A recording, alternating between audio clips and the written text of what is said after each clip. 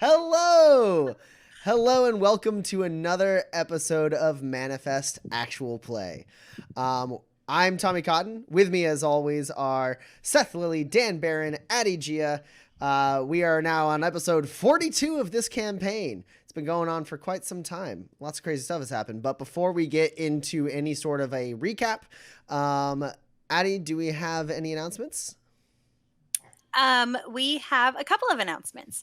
The first announcement is that our pre-order shop is closing soon. So if you want to get your pre-order in to get your book, you should hop on over to either our Kickstarter or our backer kit page, which you can look by searching, or you can find by searching Manifest the RPG, and grabbing either your PDF or hardcover copy before the pre-orders are over. So if you want one in the first printing, do it quick. So the other announcement that we have is that we are here and on your other social medias. So you can find us on Facebook and on Twitter. And though we have an Instagram account, it has yet to have any instas on it, so you can always wait for that surprise to come up as well. But you should go and follow us there. We are always checking up on that and responding and posting updates. We also post the minor updates. The big updates always go to the Kickstarter page, where you can keep an eye on there. If you want, you can also check up on us by following our Kickstarter page as well. And then we're here. That's what I said. I said we were here, and then I went to talk about social media. We're here on Twitch. And if you love the content that we bring to you, don't forget that you can follow us here on Twitch and subscribe if you have that bandwidth. All the money that comes into us from Twitch goes directly back into the stream to make it better, to give us better sound and lights and art and kind of everything else. And it's to make it a better experience for you all. So if you can, please do that. And if you have a Amazon Prime account, you can subscribe through Amazon Prime. The trick is that you've got to resubscribe every 30 days. So if you have done in the past, check up and see if your subscription is still active. That would be a great boon for you and us. So that is that. There's only one more announcement, and that is that the U.S. election is coming up in not too long a time from now, just under a month. So if you are not yet registered to vote, or if you don't know if you're registered to vote, you can go to vote.org to check it out and register in your city or state. There are some states that the deadline to register is today. I think it's Florida and North Dakota. Definitely Florida, maybe something else. So go and check as soon as you can, because you deserve a say in what happens next. Civic duty. Sure. So, Open a new tab. Go do it now. Yeah, seriously, we'll wait. We're just gonna give you this. Okay, you did it? Okay, great. Yeah, so that is all of our announcements. Register to vote. Back to you. Aha! All right. Well, stuff has happened, and things are going to happen. But before we get fully into any recap, we got some cool art, and we need to teleport our minds to the world of Manifest to see what these three drifters are going to get up to. So enjoy this little intro video.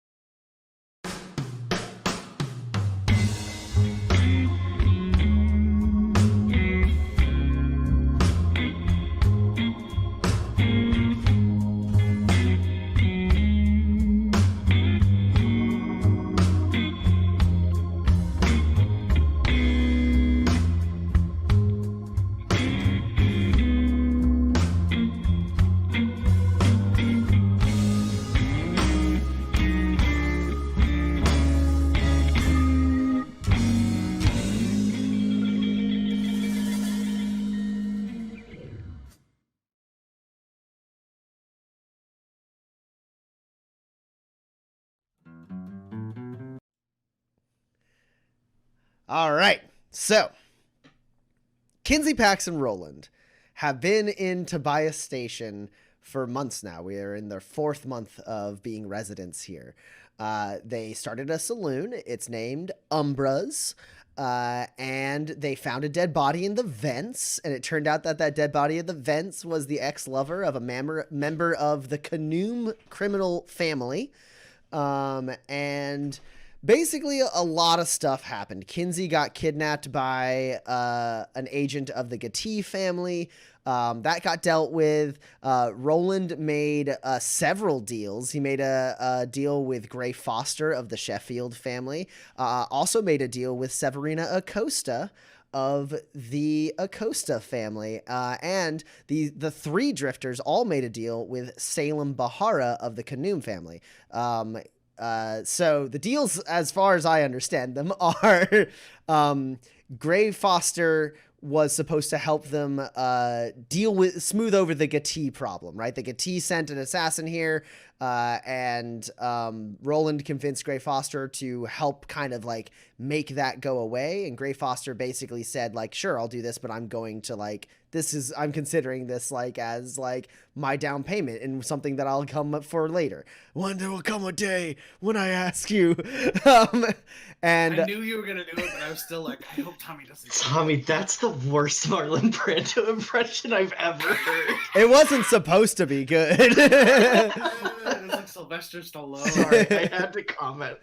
And then the next deal was with Severina Acosta, where Roland stared down almost the literal barrel of a gun as she threatened to send him to the Gattis, and he convinced her that he could be useful.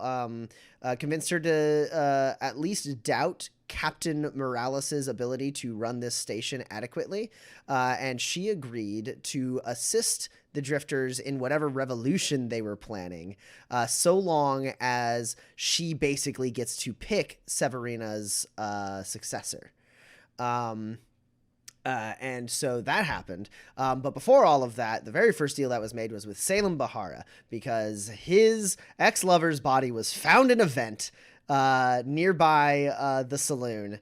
And he was murdered, and his body shouldn't even be here. He went missing in the mountain range way far up north. That dead man's name is Ephraim. His murder is a mystery, though Roland has suspicions that Severina Acosta and Captain Moralis both had a hand in the murder. And these 3 drifters have been tasked with effectively solving that murder for Bahara. The payment they requested from Bahara was a favor.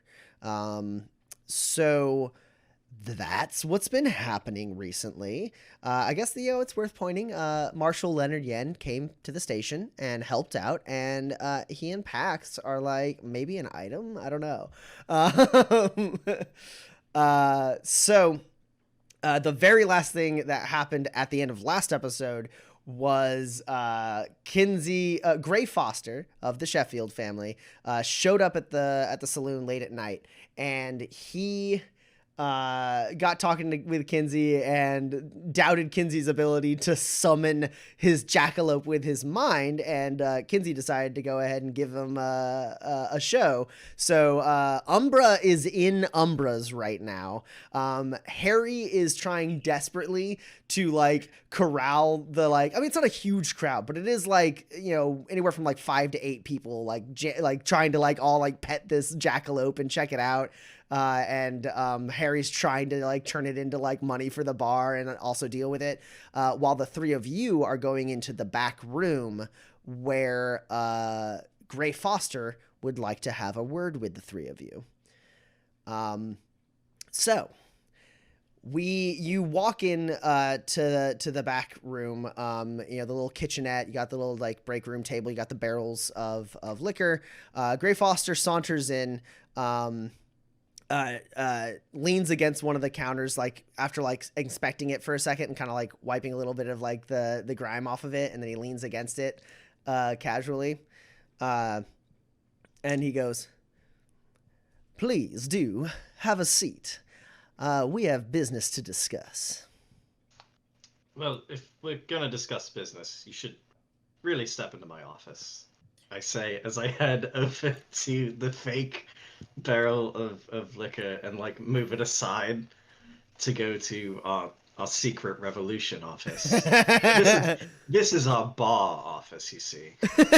Yeah, so you lift up the hatch and the lights like flicker on and you like gesture for him to follow you down. He kind of looks to Kinsey and Pax and like raises an eyebrow and then looks over Kinsey's shoulder and like kind of like loses focus for a second and reaches past Kinsey and like pulls out like an apple and like takes a bite of it and then like munches on it. It's like, and then follows Roland down into the war room.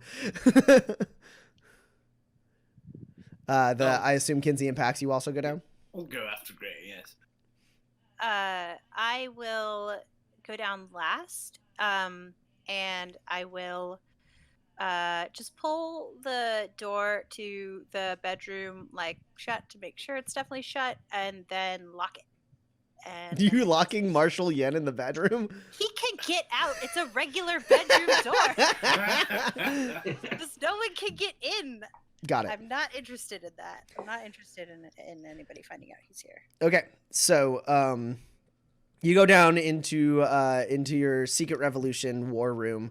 It's still coming along. It's got a few guns. I think Kinsey made a bunch of pistols, a bunch of light firearms. So some of them might be like weak rifles, right? But light firearms, kind of like racked on the side. You have a nice like table and some seating. It's still a little like rough on the edges for sure. It's not fully there yet. But he comes down, looks around, and goes, "My, you have been busy. So busy, in fact, that you are causing quite a stir, from what I understand. In fact, I am quite embarrassed to admit that I was not aware that you had previous affiliations before you came to me, Roland." It's because I'm quite good at what I do. Well, when I called the heads of the representatives of the family here on Tobias Station to discuss your situation with Sierra Phillips and the Gattis, I did my most wonderful performance of feeling as though I was left out of the loop, only to find out that, in fact, all of the major families here were left out of the loop. And that worked to our advantage. The Gattis will no longer be an issue for you, so long as you stay out of their territory. I don't think any of us have any interest in ever returning to their territory, so that seems best for everyone.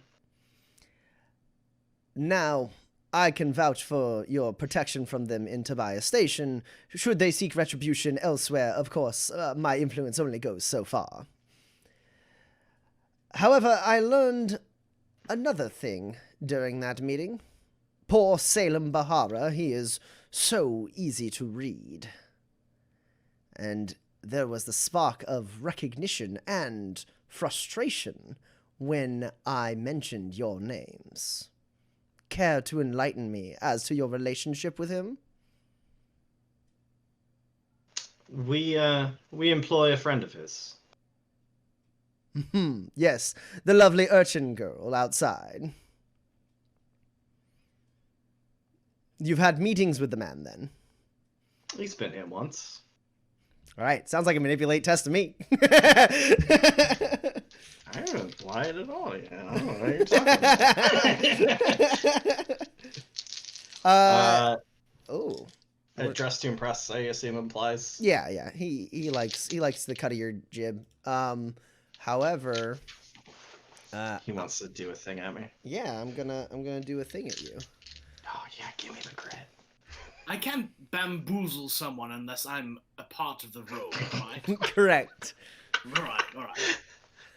God, if anyone could bamboozle someone in a role they're not involved in, it's Kinsey, though. Right? Yeah, I will. Roland, have 3 grit. I'm gonna bamboozle you 3 times.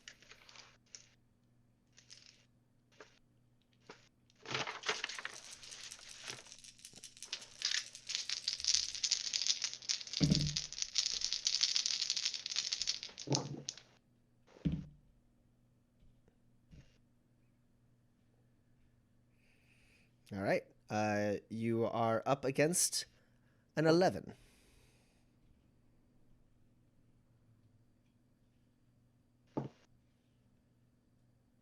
I have an 11. Okay, well, oh, you are the aggressor, so, I had two 11s too. So you get one next success, right? So you sort of, so he sits there and contemplates as what you said. He takes a bite of the apple, like kind of munches on it a little bit, and then looks over to like the most comfortable looking chair and kind of dusts it off and like sits down. He's like at the head of the like war table now, like, and crosses his like legs and like kind of like just owns that chair. And then he goes, hypothetically, if you were to be in business with Salem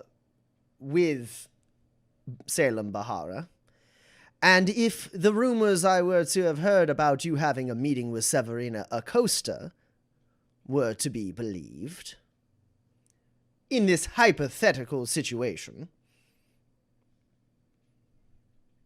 I would be interested in getting in on whatever it is you are planning. He takes another bite of the apple, sets it down, and goes, you see, the Sheffields have played third fiddle here at Tobias Station for, I believe, too long. Now, I don't have delusions of grandeur. Dethroning the Canooms would be quite the feat. But if you have plans of reshaping things here, which you seem ambitious enough to perhaps attempt, I would love to cash in my chip and make sure there are concessions for the Sheffield family. Well, I assume that's what you're here for. Give me a list. Well, I can have more detailed demands as I find out more about what exactly it is you are planning. As far as I see, you and I are on business together now. I've put in my down payment. I would like to peek under the hood. The important part of what we are here to achieve is that it ends with Moralis gone. I understand. I find the woman to be wretched. I've found her to be distasteful in my few interactions with her so far, so we're on the same page, I think. And what is your take of Severina Acosta? I find her a tough pill to swallow from time to time as well. I think she seems quite displeased with the way things have gone under Moralis' leadership, and I imagine would be quite happy to see someone new in charge of that position.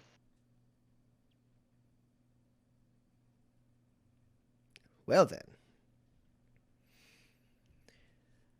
I can be of use if we can continue to assist each other. I don't have any personal requests. I have Tobias Station pretty well figured out. In fact, very little happens around here that I am not aware of one way or another. Hence my surprise to learn that Bahara, of all people, was able to elude my watchful eye. I can continue to be of service. And as things begin to fall into place, I will come and ask for, as a representative of the Sheffield family, for our family to be considered in whatever new order you put in place. There are several hangars that we pay quite a steep fee to operate in. I'd like to see if you could crunch the numbers a different way. Mr. Foster, I'm not a fool. When I came to you asking for something, I expected you would want something in return. When you have details of what you would like, I will see if it is achievable, and if it is achievable, we can make it happen. And for the time being, I like this war room. Quite nice. You could do with a better armory, perhaps, but I'm sure you'll get there. I expect to be informed. I like to be informed of the goings-on at Tobias Station. We will do our best to keep you as informed as possible, while keeping your name not tied directly to anything. If you are the victor, then I have nothing to fear. I'm a bit of a gambling man, and you seem like a decent odds. I don't play games I can't win. You and I have that in common. Takes another, big bite out of the apple. I'm gonna just tap Kinsey on the shoulder and lean, hopefully he comes down to me because he's way too tall for me to go up to him. And just be like, should we give him the hint that he should, Salem Bahara might need support or a good friend sooner rather than later? Do you think? I don't know. I feel like a leaky faucet a little bit, but I feel like, what do you think? Just nod or shake Now. He shouts over as his back and forth of Roland kind of comes down. And he notices the two of you kind of do share with the class. Your name, it eludes me. Well, you know everything that goes on here. I'm sure you can figure it out. Well, if some are to be believed, your name is Jane. Though, Well, I've heard you have a quite unique nickname. You are good.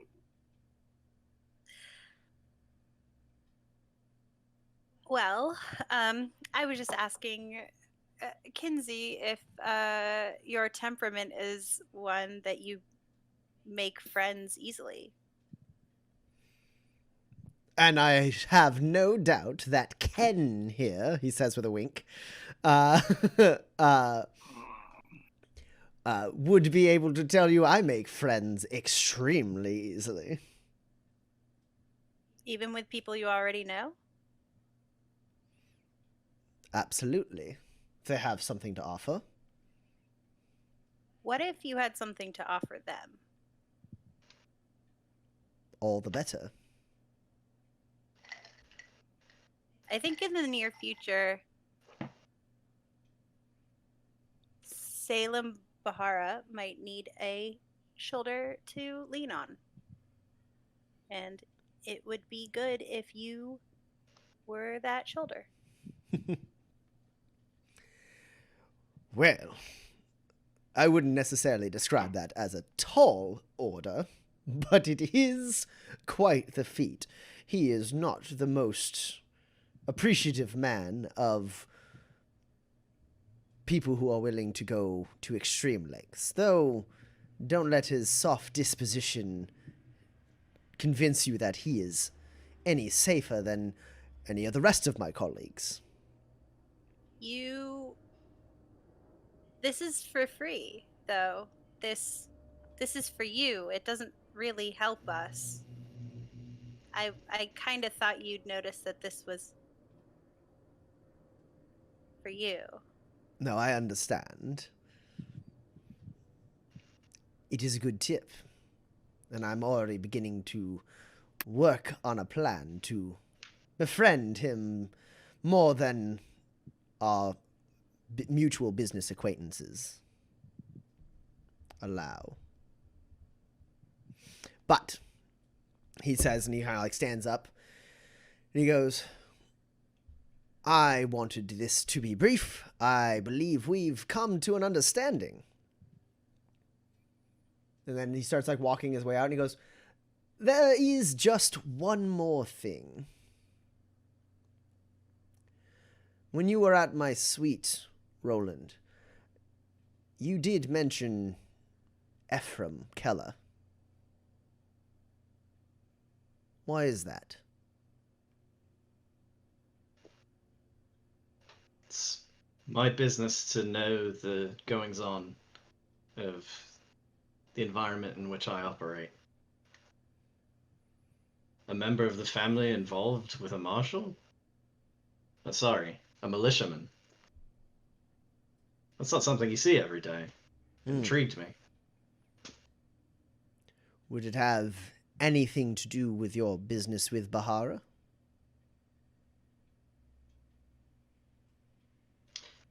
Any business we might have with Salem Bahara has no bearing on any business you and I have together. Any business of yours is business of mine now. But that's all right. I just know a thing or two about instances that occur throughout the lower levels. I keep a closer eye down here than most of the family, and the secrets I've learned. But if you do not want to share, I can bring my concerns to Bahara myself.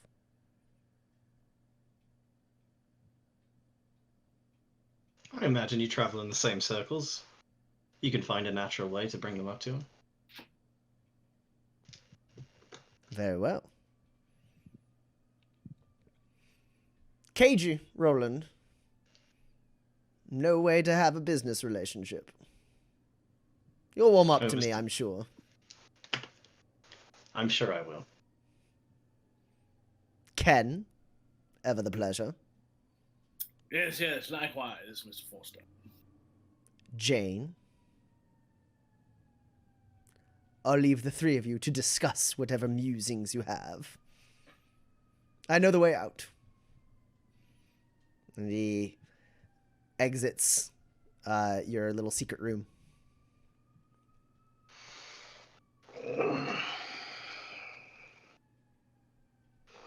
I had really hoped he was going to be more reasonable for at least like another day or two. I mean, you were the first to warn me about him. I think we knew he was going to be a hard character to win over. Yeah, but we don't need to win him over, Kinsey.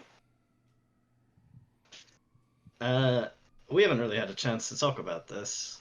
I'm fairly confident that Severina Acosta and Moralis killed Ephraim.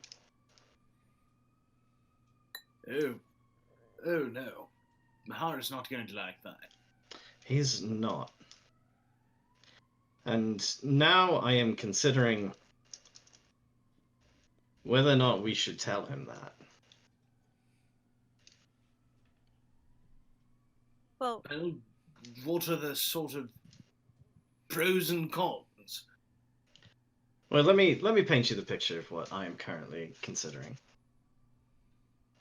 I have promised myself to the Sheffields in the form of Grey Foster that they will get some consideration in the new order of Tobias Station. I have promised the Acostas in the form of a new security chief that they will get some considerations in the new order of Tobias Station. And we have promised Salem Bahara that we will find out who killed his lover. And of the two who are interested in financial gain from our endeavors here, Severina Acosta is the better business partner. why? Because she and I have an understanding that this is a job we will do once and then our business is concluded.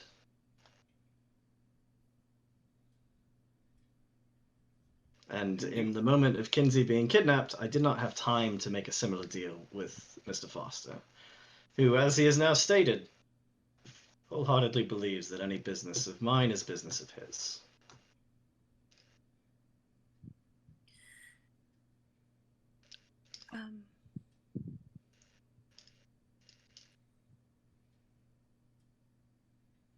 Well, there's no way to finesse this. Is there some way to do something good for the Acostas and do something good for the Sheffields? I mean, Yes, it means doing something bad to the Canooms. Well, that's not necessarily true. well, Harry won't agree with that. It's perhaps not necessarily true, but I suspect it is probably true. Well, so you promised a new security chief? The specific wording of our deal with my deal with Severina was I would remove Moralis from power, and she would get a say in who was the new security chief of Tobias Station. Okay. And we've promised the Sheffields a better standing in Tobias Station, right? Number 2? More or less, yes. So, I feel like the pieces are there. I can't. I feel like we can do all of those things. With solving the murder. If we have proof that Severina Acosta killed Ephraim, and we let Salem know that, potentially the Acostas go down a peg, which would move the Fosters up, but that doesn't stop them from maybe making the shortlist on who gets to be the new security chief. Right? They're mutually exclusive. It is, I suspect, entirely possible to deliver on the letter of the deals that I have made with everyone. I don't think they will appreciate it if I deliver to them exactly what was agreed upon, and it does not benefit them, and in fact, actively harms their standing here. Well, but isn't that a result of their actions, not yours? That doesn't really matter when you're dealing with powerful crime syndicates who can shoot people who make problems for them without consequence. Well, they can try.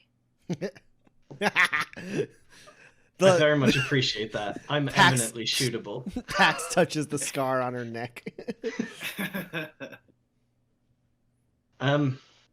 So the thing is that there is a version of the puzzle that fits together quite nicely.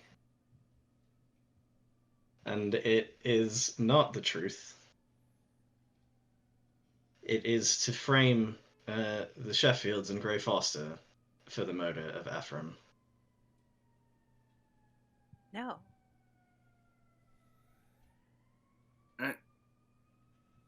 No, why would you think that? We can't do that. How does that benefit us? Because Grey Foster has just made it abundantly clear that he believes he owns us forever. Well, forever is just however long you live.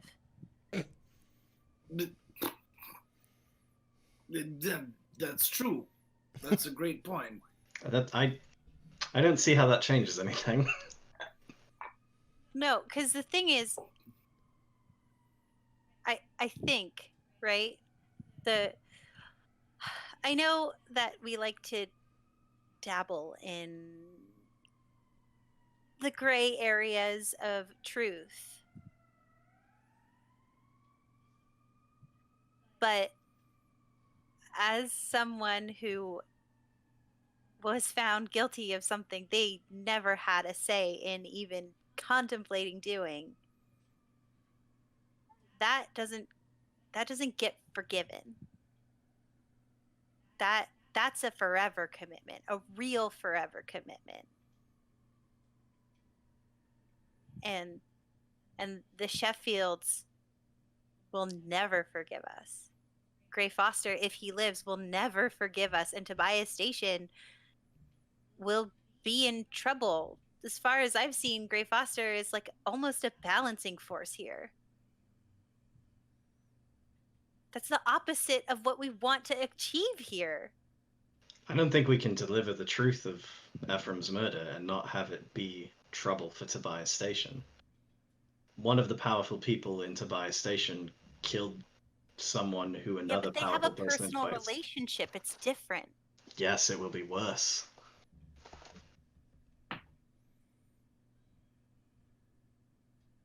It hurts more when it's someone you know.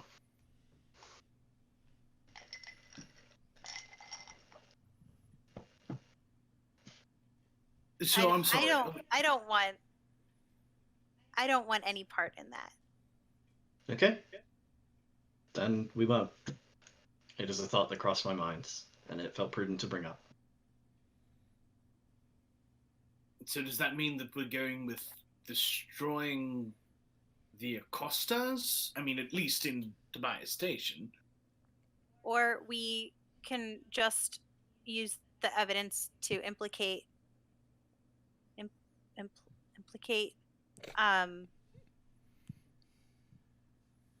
Moralis. Sorry, yes.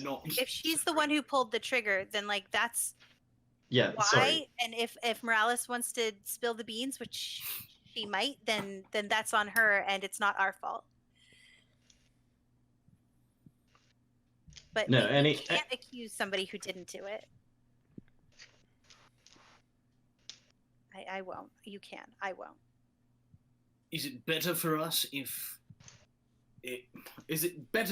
Bahara figures out that Severina was involved on his own then? Is that what we're saying? It's only better for us if he finds out she was involved and not that we hid that from him. There's no guarantee that will happen. I mean, if he finds out that it's Acosta and Acosta has a recording of her talking to you, I mean... I mean, that's possible. I don't actually have proof of any of this other than I'm very good at reading people. Which is, you know, enough of a hunch to point me in the right direction. Sure.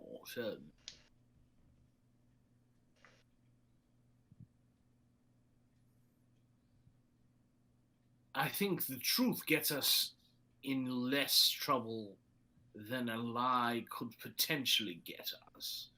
I mean, we've already faked our deaths once. I don't know that we would go through that again.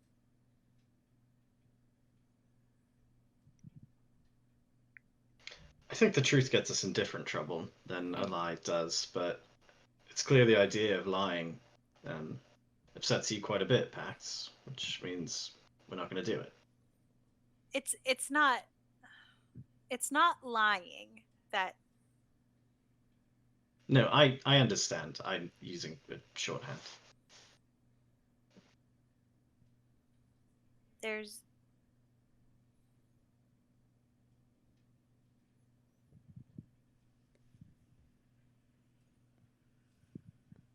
maybe we can talk to Gray Foster. He seems pretty reasonable. He's extremely polite, which is easily mistaken for reasonable.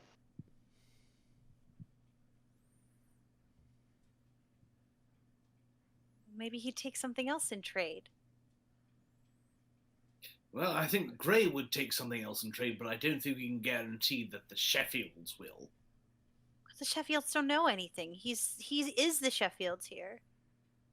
And I don't know that we should doubt his dedication to the family. I mean, family members tend to keep it pretty close. Foster's position here is not one given lightly. He has been given a gift of a profession here at Tobias Station for jobs well done for the Sheffield family. As much as he pretends to hate.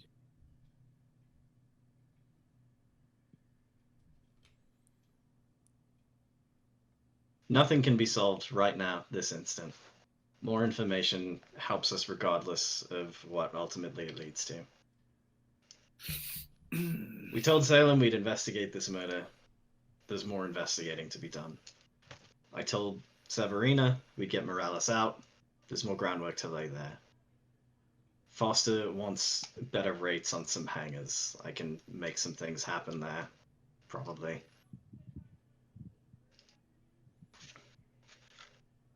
I guess we have to come up with a list of people for her to choose from. I imagine she has her own list. Okay. Our part of that bargain is to make Moralis go away and make it not tie back to her.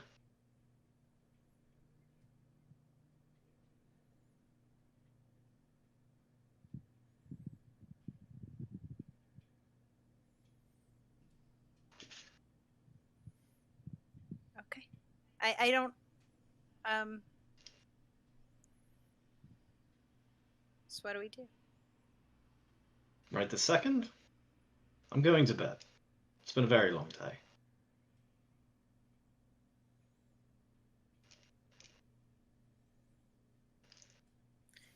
Kinsey, do you want me to take Umbra back to the stable? I'm sure Umbra would appreciate that. He's got quite a liking for you.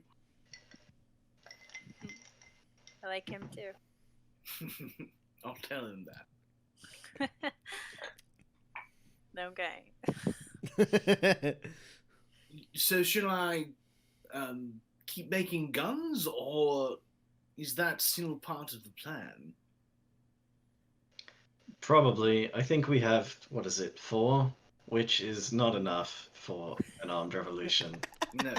Unless your settlement is like 8 and you hand 4 people the 4 guns. That's probably enough for an armed revolution. Not quite there, yeah. But there's other stuff, right? Like getting control over the doors down here.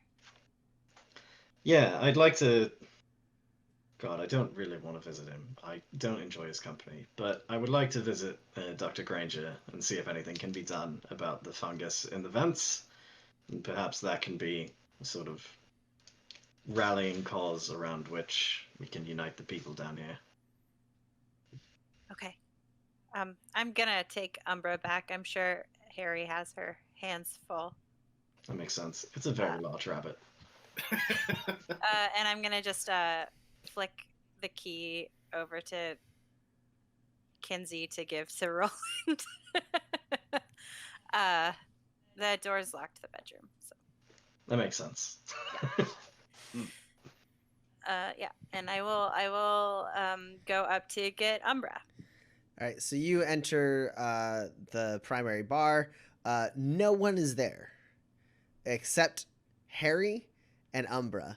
Umbra has broken a chair to find like a nook to like kind of like curl into. And no one else is there, and Harry looks a little frazzled as she turns to you and goes, "Hey, how'd it go? That Mr. Foster, he gave me 10 spurs. Am I supposed to? Does that go in the till or?" That's for you. What? Unless you don't want it. No, I'm not saying that. No. This is I get it now. I mean, I'm an excellent bartender. Did I make him a drink? Anyways, the jackalope went well, and she points over, and on the opposite side of the room there is some jackalope droppings. Yeah, just find Kinsey, let him know, because I'm not doing anything with that. Yeah, I mean it cleared the house real fast. Yeah. Yeah. Yeah, well, I'm gonna take him back now, so. Okay. Okay. Is everything all right? Kinda. Okay. Yeah. I want to, in the next couple days, I want to talk to you. You're not in trouble. But I want to tell you some stuff. Okay. Okay. Uh, I know. I'm being weird. I'm No, sorry. it's fine. I'll go get Kinsey. The smell's starting to spread. Yeah. Yeah, Kinsey, you're what, in the back? Does Harry know about the secret room? She knows that she's seen, Okay. like, you've never told her about her or anything, but she's been around enough that, like, you would probably guess, especially because you know now that she's been spying on you, that, like, you guys weren't doing a good enough job of hiding it from her for her to have never noticed. Sure. Oh, so are you in down there, Kinsey? Right. Okay, so yeah, she comes out. Roland, you're like getting ready for you're like opening up the door, getting ready, and she goes, "Hey, is Kinsey?" And she like points towards the bedroom. No, he's in the secret revolution planning room. Right. Okay. Hey, Kinsey. Yeah.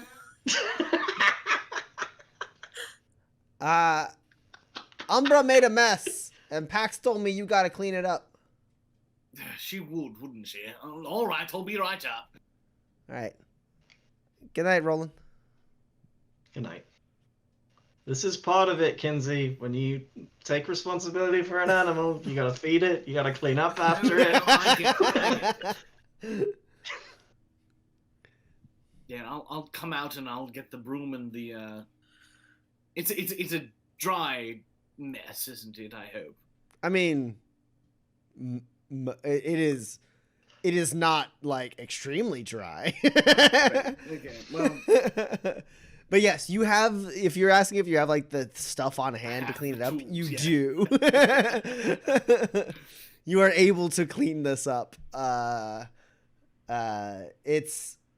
It's honestly a little more comfortable for you to clean this up than the one time that Eli got sick in the corner.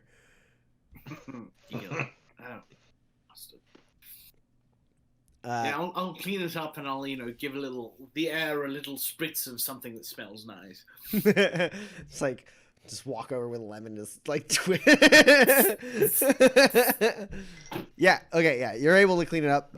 Pax, Umbra is perfectly obedient as you walk him out. He looks like he's had a good time. He is content. He walks with you happily, and then when you get to the stables, to like hand him off to a stable hand, he turns back around and like looks at you, and just kind of like butts his nose up against your shoulder. Let's give him a scritch. And his like ear like flaps into your face.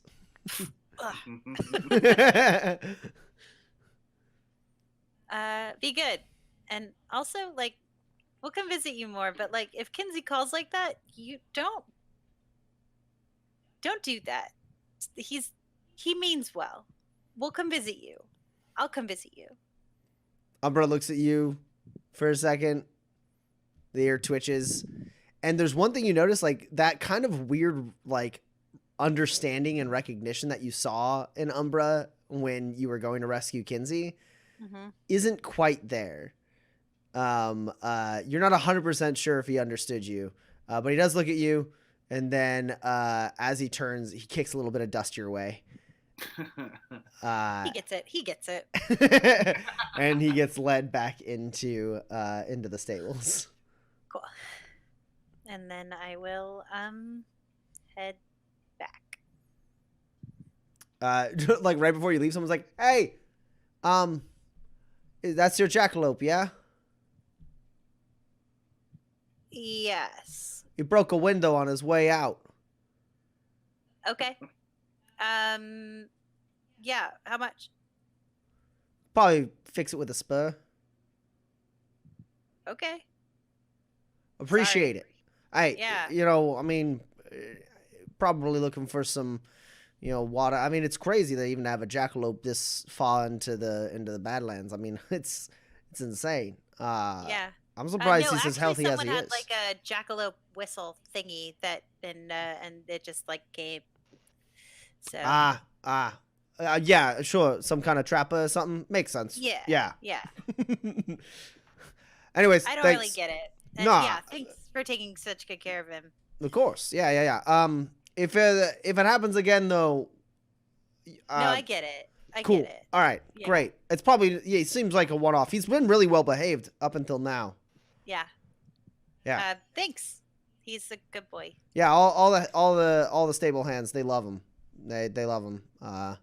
They let him run with the Aches. He's got a little bit too much spirit in him to run with the horses.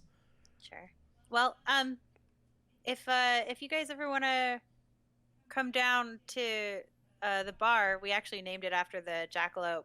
It's in the lower levels, called Umbras. Lower levels. You should come by. It's nicer than what it sounds. And well, first round's on me. Oh well, hey, I'll go down to the lower levels for a free drink. Yeah. Who knows? Maybe you'll like it. I love how that's like your guys' marketing strategy is come to the lower levels for one free drink and tell us how you feel. Yeah, he goes back into the stables. Cool. I head back. All right. No one else is getting up to anything. It's pretty late. You guys all kind of taking the rest of the evening? Yeah. Okay, perfect. So with that, we kind of wrap up the first week of month 4.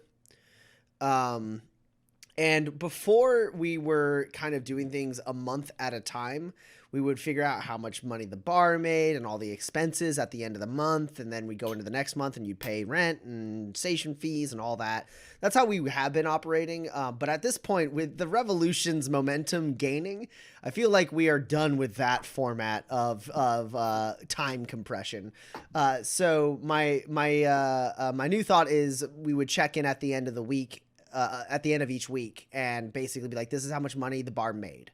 And then at the end of the month, the expenses and everything will come up. Yeah, sure. Okay, cool. So the bar made 42 spurs this week. Yeah, I mean, that's money. Mm-hmm. That's a lot more. Well, I mean, the bar itself made that. You'll have to pay people and stuff, but yeah, right. It is a lot of money. It is a significant amount of money. There's no reason to scoff at 42 spurs. Yeah. Okay, cool. So, that's what's like in the till and the safe at this point, as you kind of like close down the register in the evening. I put a lot of the money that I had been carrying around for the purpose of hiring brigands to protect me back in the safe. Makes sense.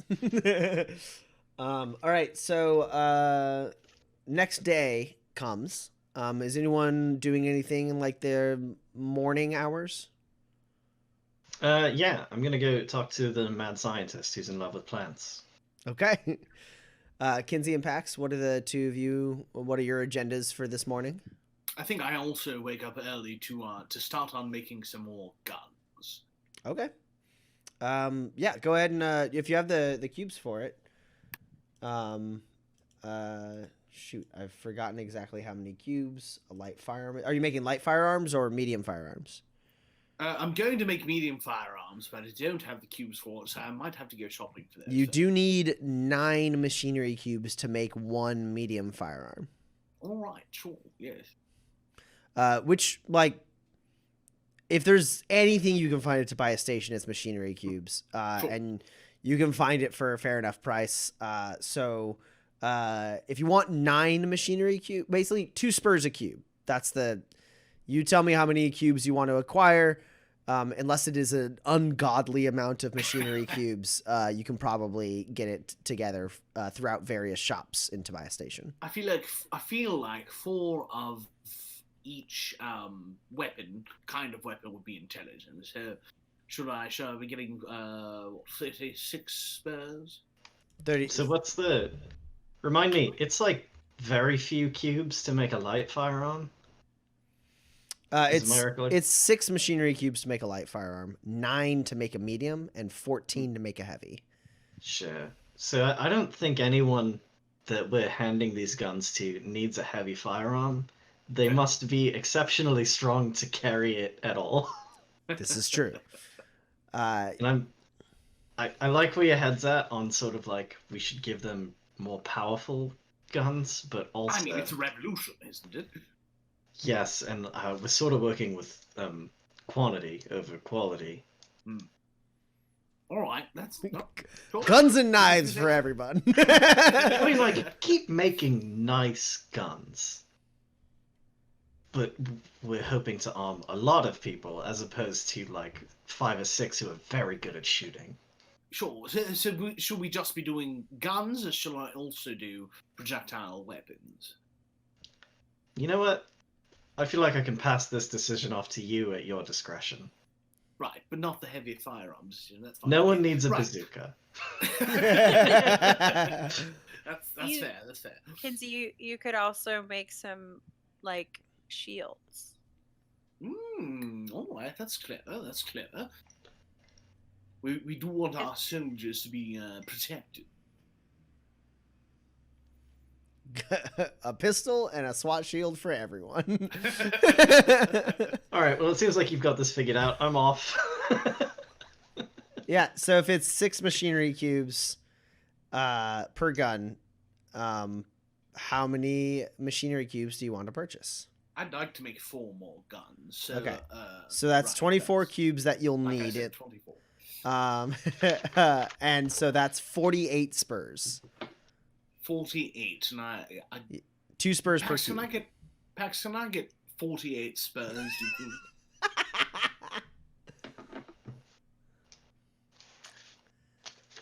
48? Yeah, just I need some machinery cubes. Like to make some guns for our revolutionary force.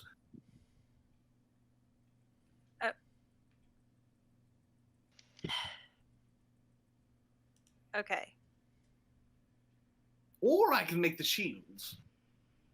I don't actually care what you make. It's a lot of money. It's more than we made last week. So maybe just like make sure that they go to good use. I know. I mean, I'm And keeping them in. Don't get your pocket picked. Yeah. Right. And also go up to that nice old lady. Clean your gun first. Oh yes, Miss Charlotte. Yes, I should definitely clean my gun first. It's a good idea. I But don't she'll remember her she'll first probably name. have most of the stuff that you need, and we like her. You like her. We like her, Kinsey. All right, fine. The And thing I'll is clean that my gun. her shop is also strategically pretty well placed. So like we like her. We like her. Okay, so that's what Kenzie's getting up to. What about you, Pax?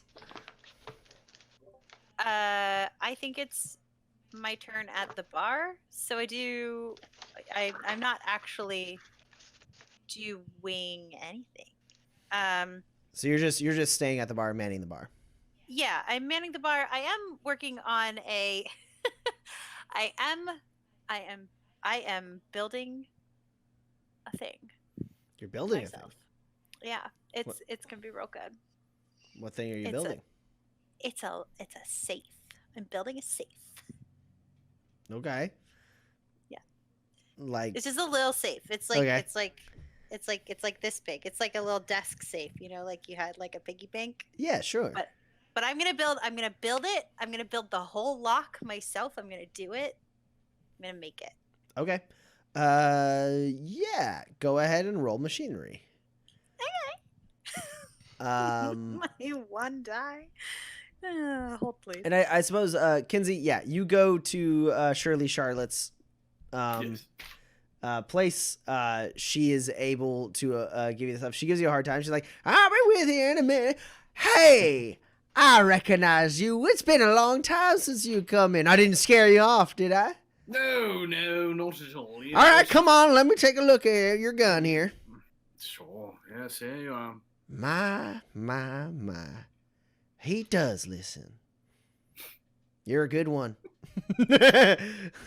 I'll tell you what, it has helped me operate the thing, keeping it clean like you mentioned. So Maybe this old crazy lady knows a thing or two about a thing or two. maybe a thing or two about a thing or two, yes. Now, you didn't come here to flash your shiny gun at me, I don't believe. No. What is it I can help you with?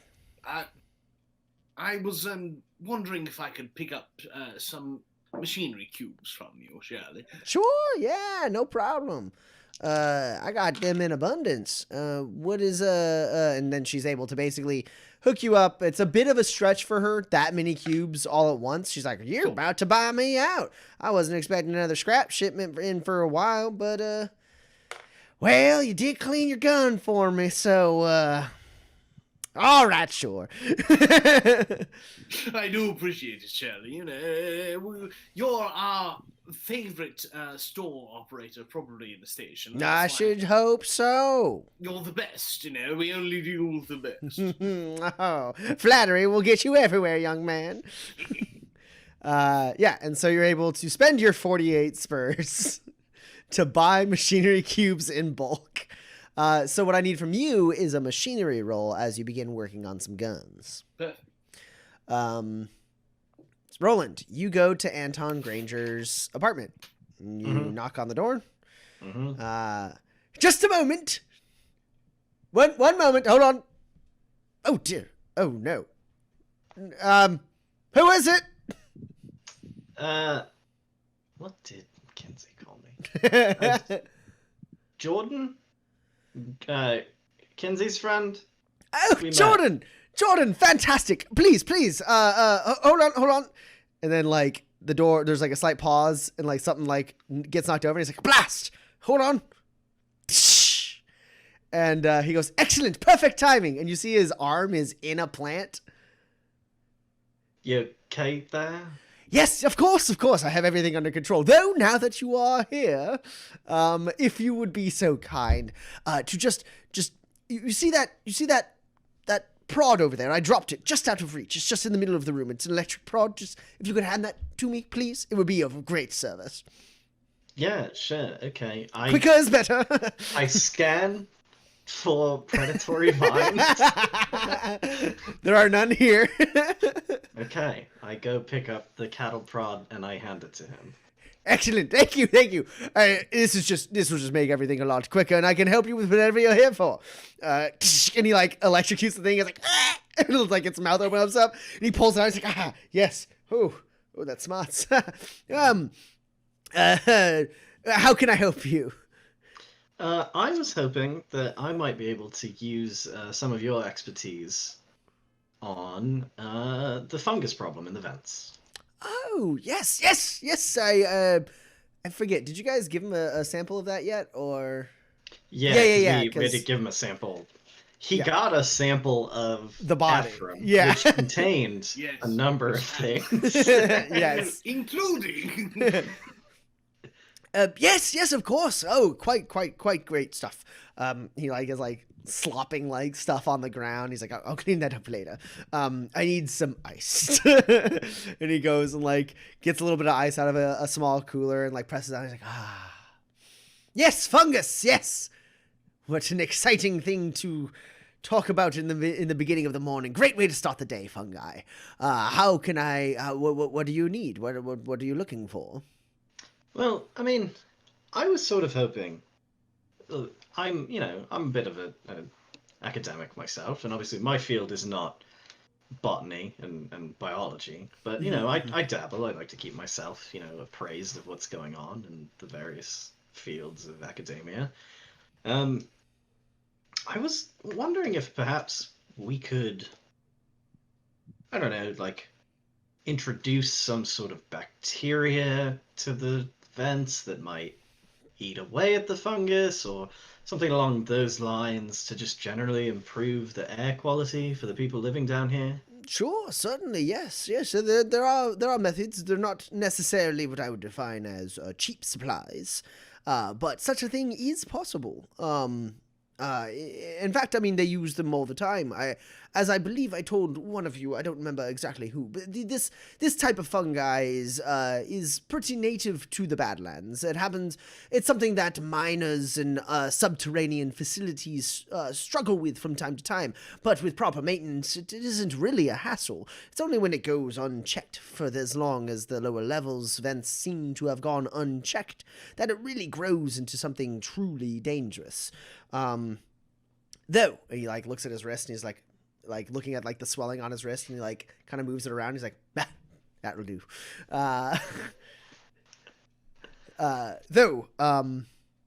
If you're able to, I guess I'm a bit confused. The vents are station territory and therefore require where the maintenance clearance from the station master or Captain Moralis to maintain in some way. It was actually, I didn't want to, I was happy to get a specimen, of course, but it was quite illegal what you did the other day when you went into the vents. You're not supposed to do that.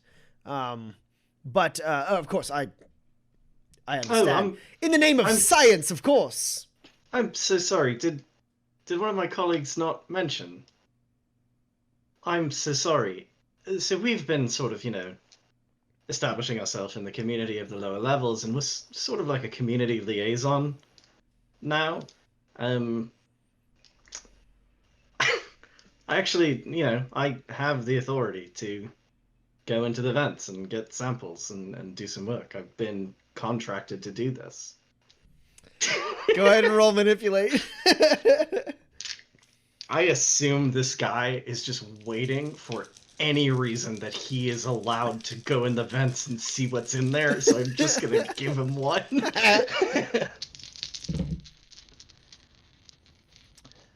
You are up against a 10. You are dressed to impress. Cool.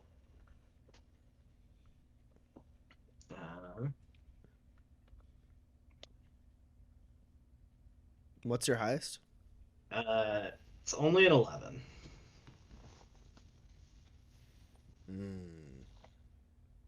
This doesn't feel like it's worth me spending a bunch of grit to count these 12s. So you get one net success then. Yeah. He goes, oh! Oh! Well, that makes perfect sense. I've heard you've been going around. You're very handy, from what I've heard. Yes, of course. If the station needs my assistance and my expertise, I am happy to provide. Is there any sort of... I mean, I imagine the budget is pretty small. They've always had trouble raising the funding, and I don't mean to cut in on your. No. I perfectly understand. I wouldn't ask anyone to work for free, but I mean, if you can send me, sort of an estimate of your expenses, I can see what I can approve to be spent on this for sure. Sure. Yeah, I mean, I might be able to brew something up in the next few days. Something that could help clear out that substance. If I were to venture a guess, the extra supplies I would need and the cost of my own expenses, probably, I mean, depending on how much you want to clear. If you want to do the entire system down here, it's quite the undertaking. But I suppose it's best to start with a sample, yes? See how we want to see if it's achievable first before we really commit funds to this. Sure. To give you enough to clear out a nice section of venting, that would be probably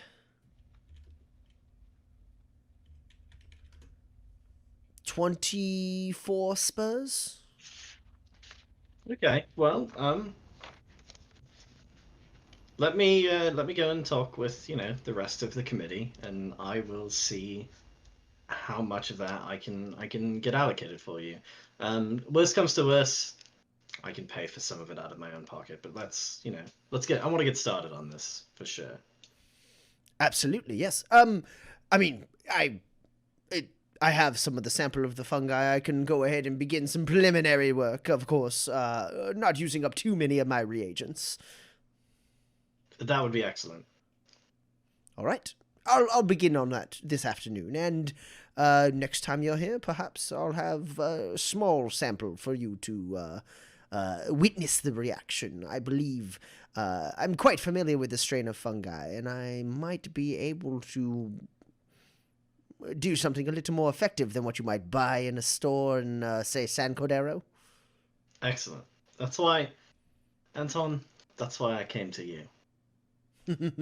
Well, you and I, educated men out here in the wilds. I understand. It's so nice to find someone who thinks alike. Indeed, sir, indeed. Oh, I'm so sorry. I forgot to offer you tea. Did you want any tea? No, thank you. All right, yes. And I appreciate the assist with he like gestures to his hand. Can I give you a tip for next time? Sure.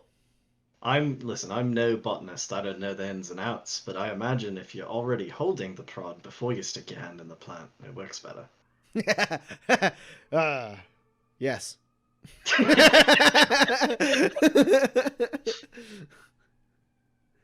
Well, all right, well, I'll leave you to it. All right. Exciting developments here in the lower levels. Very, very overdue, for sure. My thoughts exactly. You have a great day. You as well. And I check carefully for predatory vines and leave. He seems to have placed them somewhere where they're not in the main thoroughfare of his apartment. Smart. All right. So, Pax, you're running the saloon. Kinsey, how did you do on your roll? That was a 5 success roll. But All right. I did spend 2 great to play to the gallery. I thought it was necessary. For Certainly done it. this is for you're making firearms right now, right? Yes, that's great.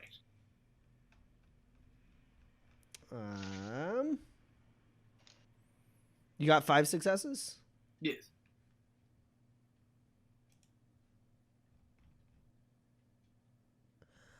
You actually need another one to fully complete it.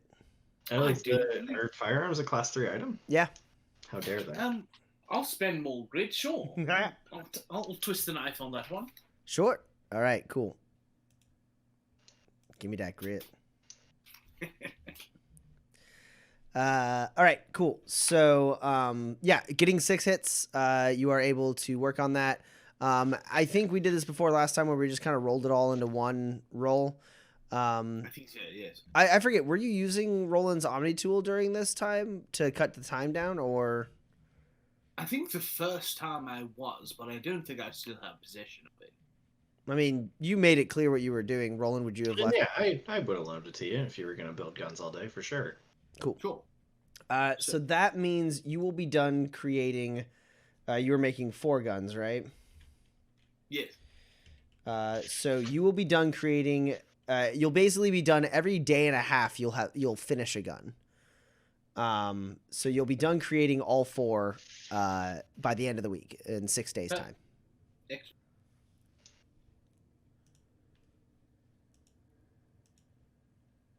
And those are excellent quality. They will be excellent quality because you nailed it in one roll. Yeah, those are excellent quality light firearms. So yeah, you're making excellent progress using Roland's Omni tool.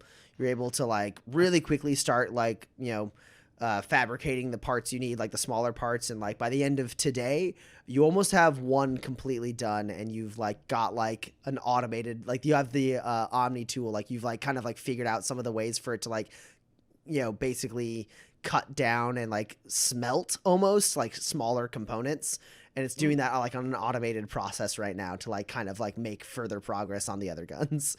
Oh, I love it. Perfect. All right. So that's what Kinsey's doing basically all day today. Roland, you return. I mean, you don't. It doesn't have to be everything you do. You don't have to do it the whole entire course of the day, Kinsey. But like throughout the day, you spend a decent amount of time doing that. You can take a break, is what I'm saying. And there's a point, Roland, like you return. Were you getting into anything immediately upon returning? Not unless there's, another high-ranking criminal waiting to do business. Interesting. So, Roland, you return. You take a breath. Pax, you're there, cleaning behind the bar. And Harry. How's my safe? Is my safe? How is it? Yeah. Did you roll machinery? I did. What did you roll? I got 2 hits. Okay. I mean, how crazy do you want the safe to be? Well, I don't want people to be able to like smash it, and I want it to lock. Okay, so you probably need to use 2 machinery cubes. Okay, I have that. And you got how many successes?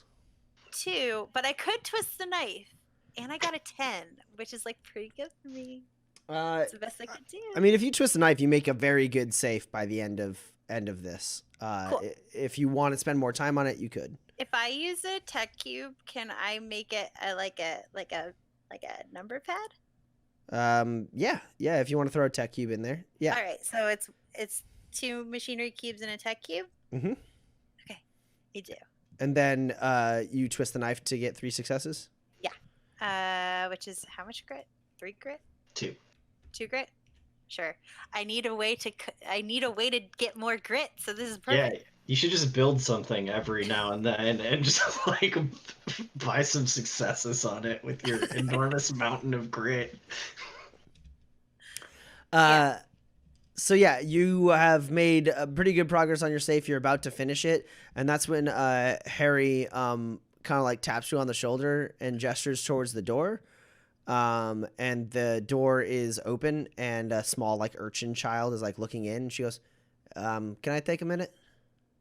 Yeah. Thanks. Yeah, absolutely. And like she steps outside, the door shuts. There's like not a very long amount of time. And then she comes back in. Mm-hmm. And she looks a little more like businessy, right? Less casual. Okay. Mm-hmm. And she walks up to you and she goes, Mr. Bahawa would like to meet with you. With me? I mean, Or with all of you. Sure. Now?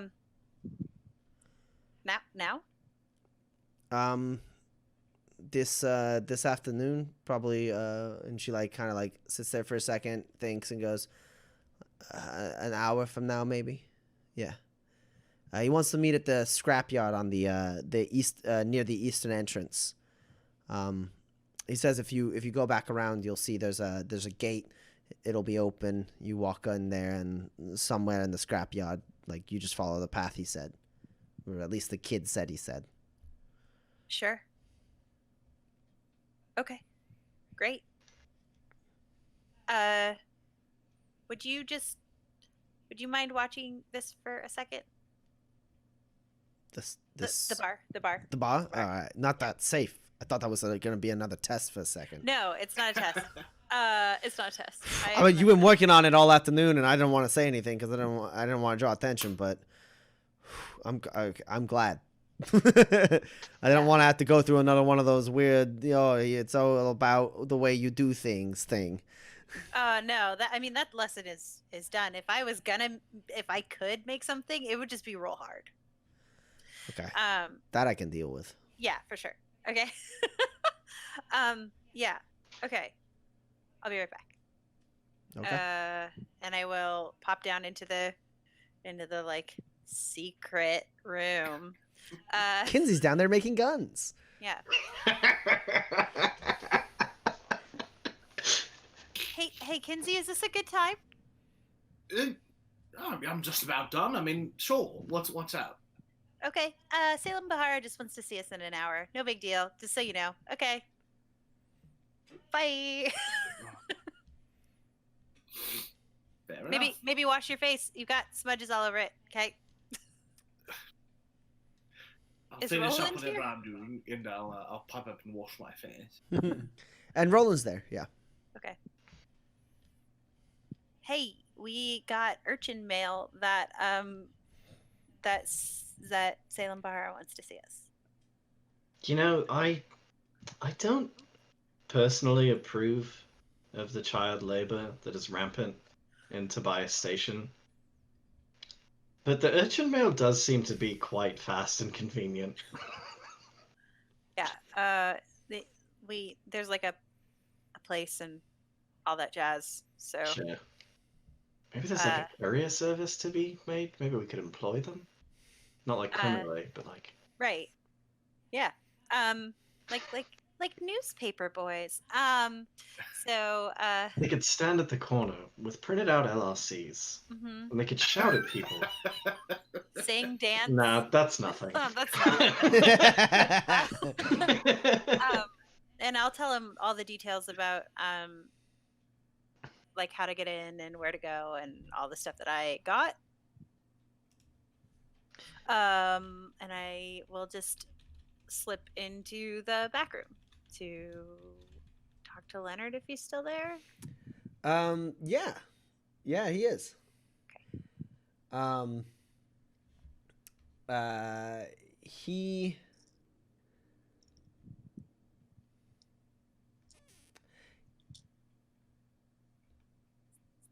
He's got one Trying to more make sure. day of doomed, Yeah. and then he's fine. he's convalescing in the room. He's reading a book. And you walk in, he closes it, and he goes, "Hey." Hey. Is your book good? Yes. I've read it before. I know how it ends, but it's nice. It's a good book. I didn't think I'd be out here this long, so I didn't bring a library with me.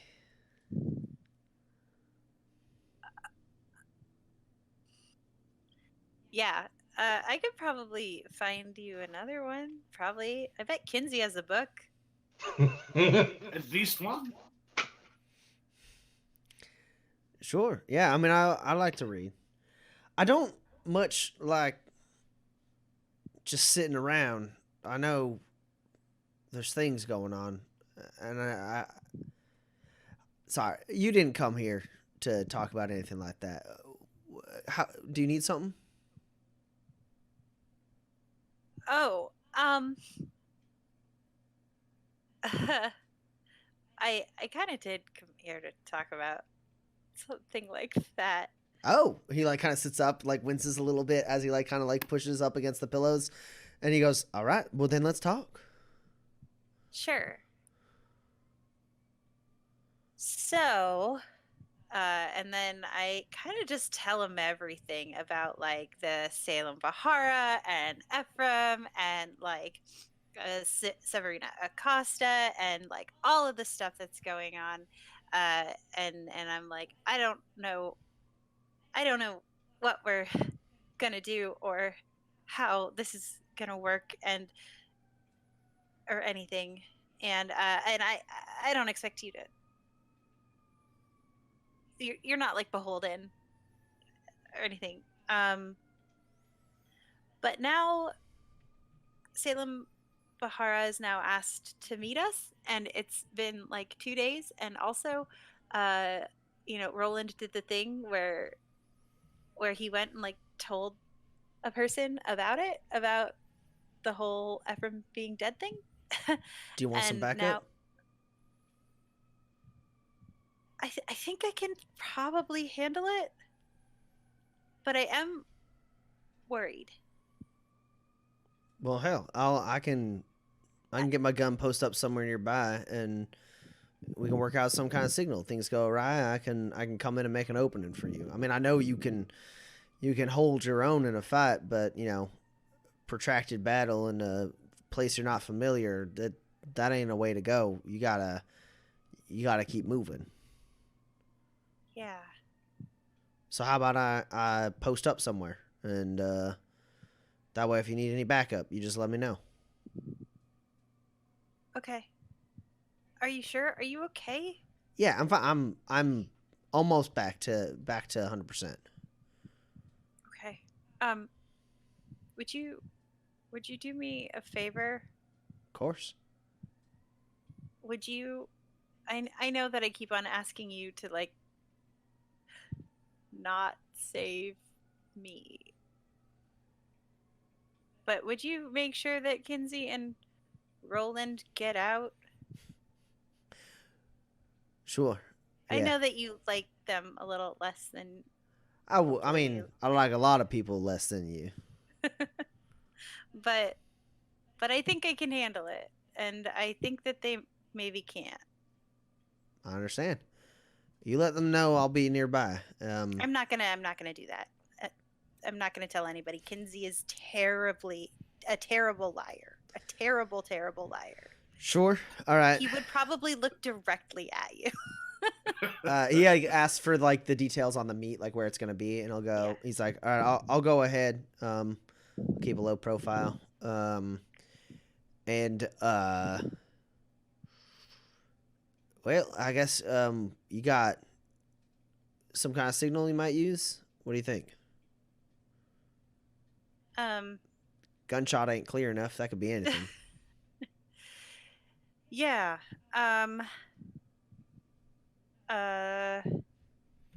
If you can see us, I guess, then I can like I can like fix my hair. Like I can like, it's always got this like bunchy thing right here, and I could like fix it because I don't usually do that. It's very out of character. I can try to get eyes on. It just might be. If you can't, I could whistle. I don't know. All right, yeah. Let out a whistle. Sharp Okay. whistle. Hell, make Okay. Kinsey do it. I'm sure he's good at it. Kinsey can whistle really well. That's true. I'll get him to do it. Yeah, every wrangler I know. Yeah, tell him, give him the hair bunch signal, and then tell him that means he needs to whistle, and then I'll come in, make an opening, and y'all can book it. Okay. No, this is smart. This is good. And he seems like very eager to be doing anything. Okay. Great.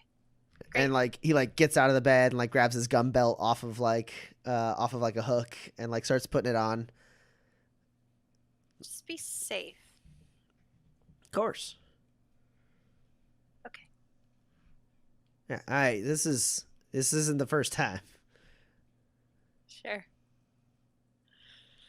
I'm just so high strung. I'm not usually so high strung. There's too much at stake.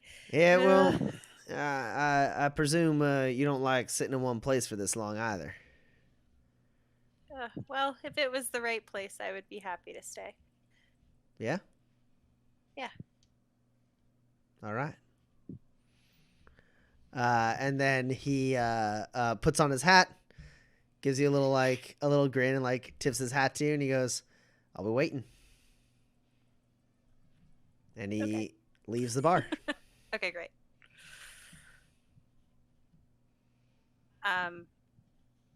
Cool. Is my safe done? Did I finish that? Yeah, at this point you can go and put the finishing touches on it. Yeah. Cool. I would like to bolt it to the floor under the bar. In like the corner. Like under like behind the bar, under the bar, like Got it. I was like, under the floor of the bar? No. I would like to bolt it to the floor. Like under a Yep. like a low shelf, like where you have like your well drinks or whatever. Yeah, I like, get it. yeah. Yeah, you're able to do that. Cool. And then I'm gonna write a couple things on a piece of paper. And fold it up. Put it in the safe. Spin the safe. And then open it back up. Put like 5 spurs in there. And close the safe. Okay. Cool. Roland and Kinsey, you getting into anything before the meet with Salem Bahara?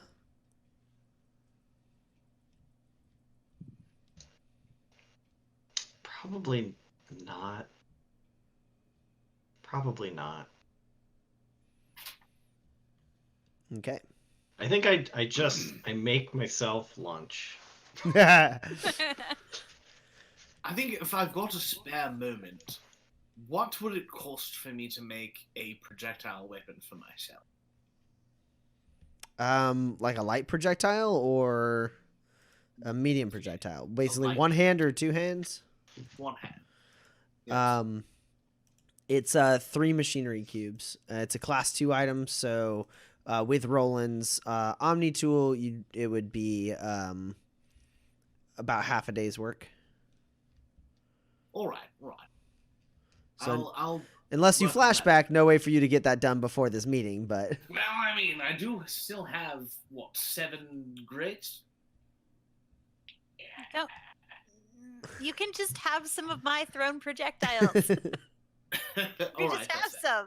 Well, I'll take care of it later. Then I'll just be working on the gun. okay, cool. So the hour grows late, and it is time for the 3 of you to make your way towards the eastern entrance to Tobias Station on that side of the mesa, where there is a scrapyard. And you can make your way around as instructed to the back where there is a gate that is ajar, and you can make your way in. The scrapyard is it's not just like piles of heat and heaps of metal. There are large, tall, like piles of scrap that do obstruct vision, but there's also plenty of cranes and also like some kind of operational like buildings around here. And it's not a large, like a massive scrapyard. It's not like acres and acres of like metal, but it is a decent amount of space. But from this back entrance, like the station is actually obstructed by several like, either structures, cranes, or mounds of scrap and like broken vehicles and stuff that have been stacked up for later use. And you make your way into that area. I probably would have at least a short conversation on the way there. Yeah.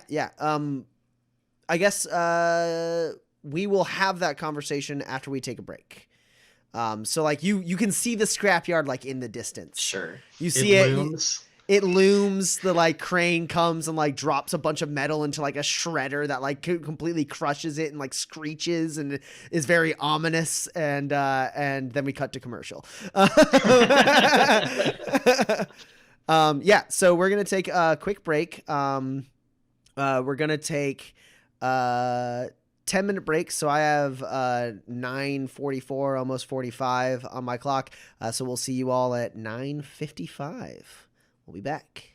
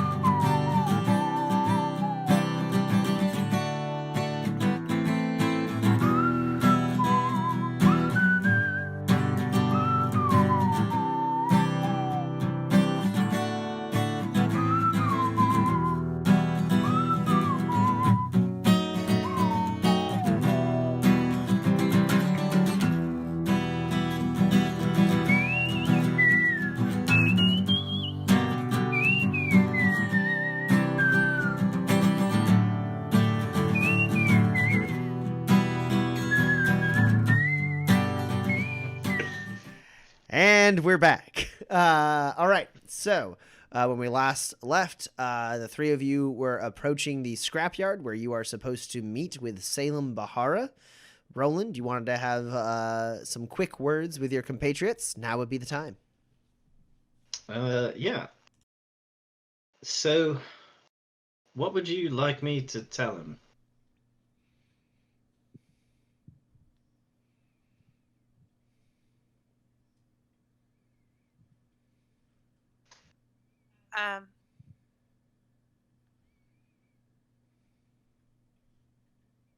The truth, I guess.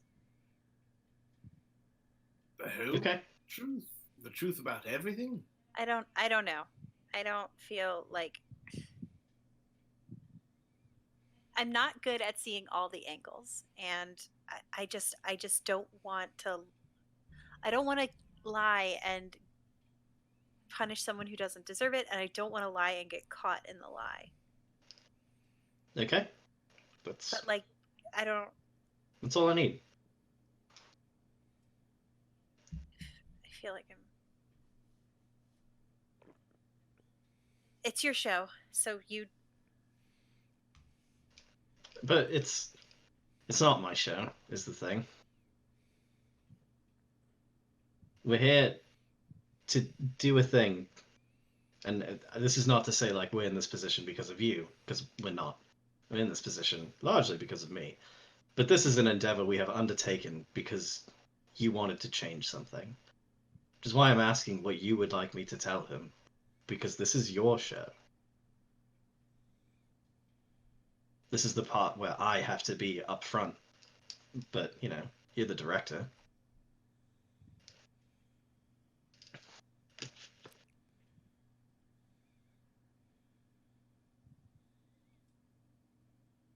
Just don't.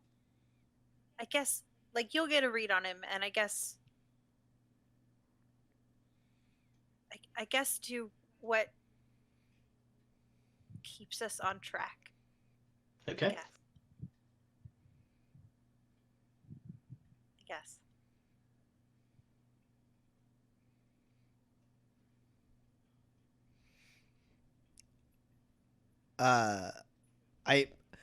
I hate to like point it out, but you know, we took a break in the middle of it. Pax, did you tell Kinsey about the signal thing?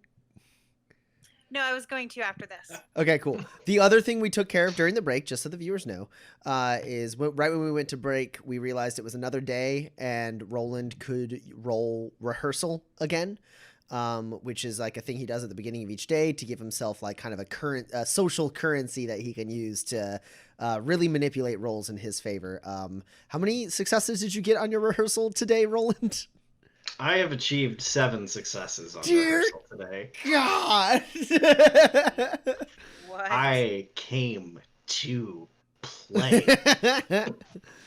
Yeah, so he is prepared for anything. All right, cool. So you guys start approaching the scrapyard. You circle around to the back. There is the gate that is ajar. The form of the mesa of Tobias Station is somewhat eliminated from the looming stacks of scrap and cranes that kind of litter this area.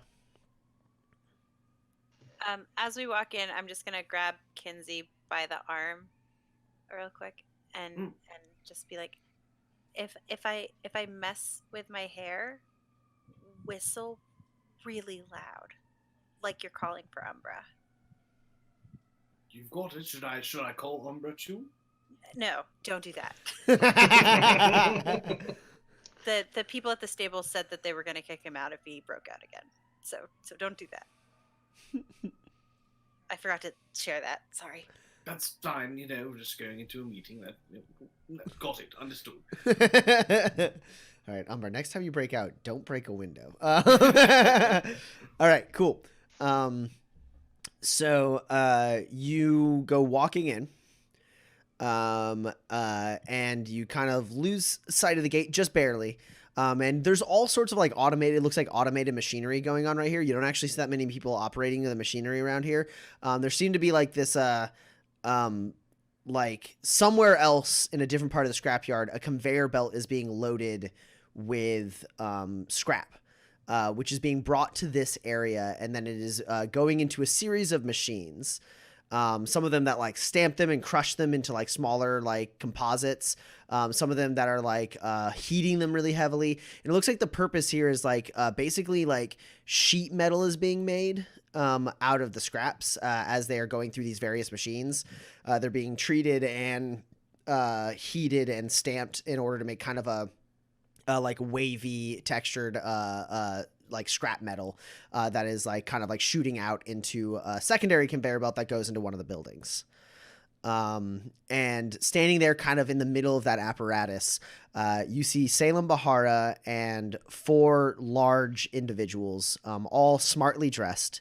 And they are basically waiting for you.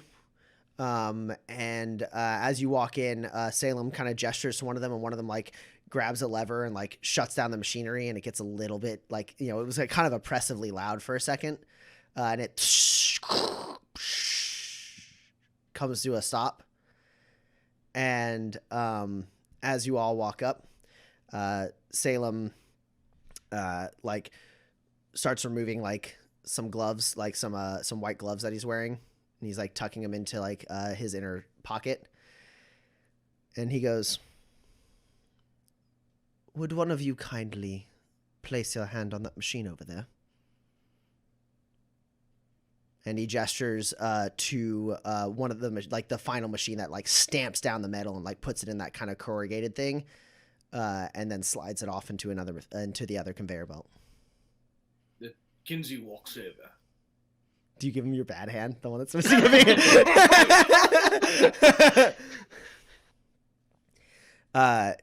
You walk over and put your hand on the machine? Yes. So you put your hand in there. It's still hot from the metal that just like the heated metal that just got stamped there. Not so hot that it burns you, but like uncomfortably hot.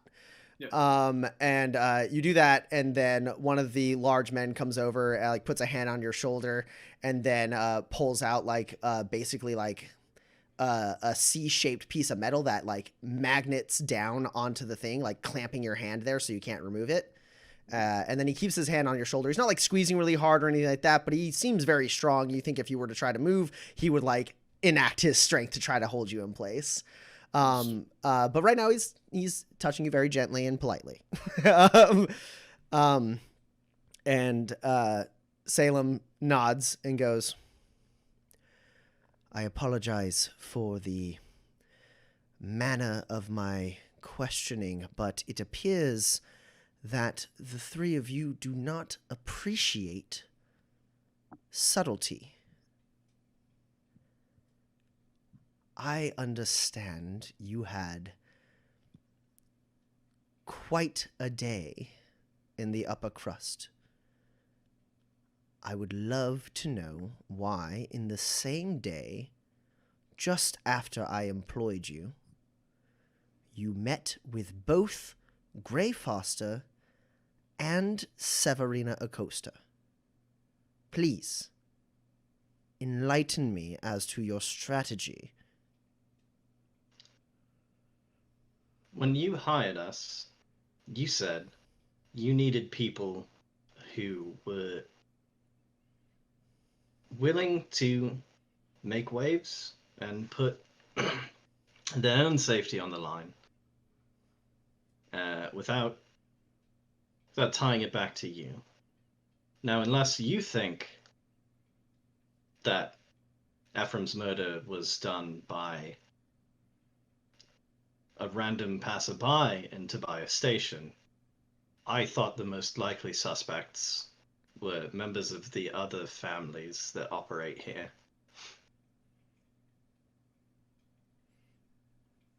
Yes, and I do recall telling you to act in a way that did not draw attention. And you said that didn't draw attention to you. I have made myself quite a big target, and I have not once mentioned your name. Our friend, I point to Kinsey, getting kidnapped by the Gartees made excellent cover for that. Yes, quite the distraction.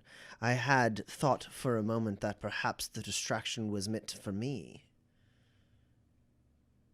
Look at his hand. He's still missing the finger. Can't really raise it, but you see it. And how exactly is it that moments after I meet with you, you are able to waltz directly into Gray Foster's personal suite? You have dealings with the Gattis, you have dealings with the Fosters, now you have dealings with the Acostas. Surely you can understand my discomfort with this situation. I can understand your discomfort. What I don't understand is why you haven't asked what I've learned. Let's go ahead and do a manipulate here.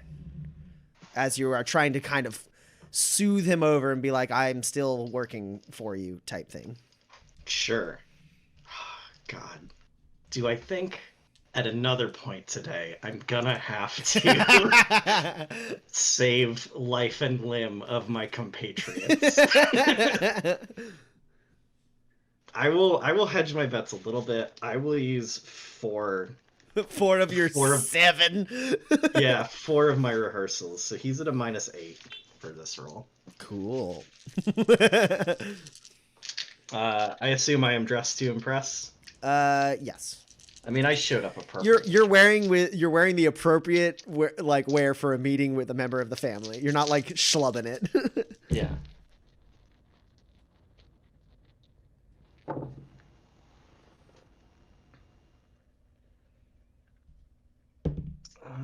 Aha. My dice exploded. That's right. My 6 that you're up against. God, I would love to hold on to this card, but I will spend 2 grit to play to the gallery. Because otherwise this is not a very good roll. So now I can count this 15, which then explodes. Nice. Okay. I have 2 net hits over 6. Okay. He regards you for a moment and then says, by strutting around like a roperite, you've painted a target on your back, and whatever ire you bring down can now splash onto me. You got away with it for one day, but such risky gambits are not sustainable. However, if you learned something, I of course would love to hear.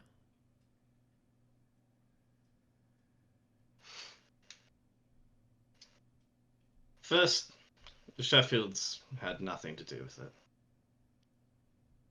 He nods. Moralis certainly had something to do with it.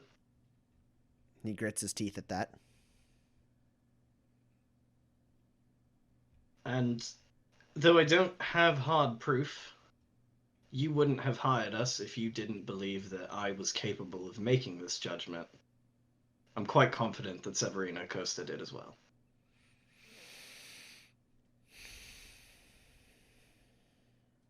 Well, as much as I'd love to trust your judgment, Roland, I would require proof in some form. Well, that's what we had been planning to do today. It's going to be hard if he's down a hand. He gives you like the smallest smile. And then like just with like the glance of an eye and the raise of an eyebrow, the guy who's holding Kinsey in place like pats him again on the shoulder like comfortingly, and then like presses the button on the like clamp that comes off. And he goes, "You all right?" Quite well, thank you, my friend. All right. And he steps out of the way so you can rejoin the other two.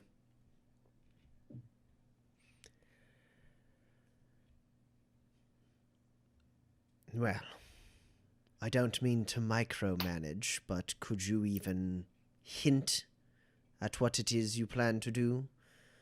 Your previous strategy caught me off guard. Perhaps if I understand your thinking before I hear rumors of you marching brigands through the upper crust, then I will be much more understanding of how you get your results. Well, Moralis is certainly the weak link in that chain. From my brief conversation with Severina, I can't imagine she would keep records of any kind of such a thing.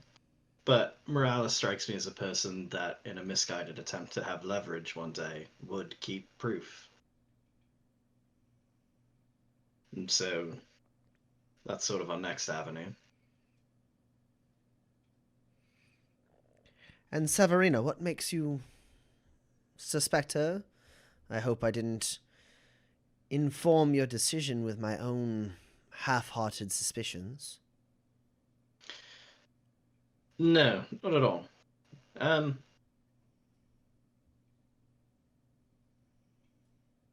The method by which I gained said meeting was that I implied that someone was trying to frame her for the murder.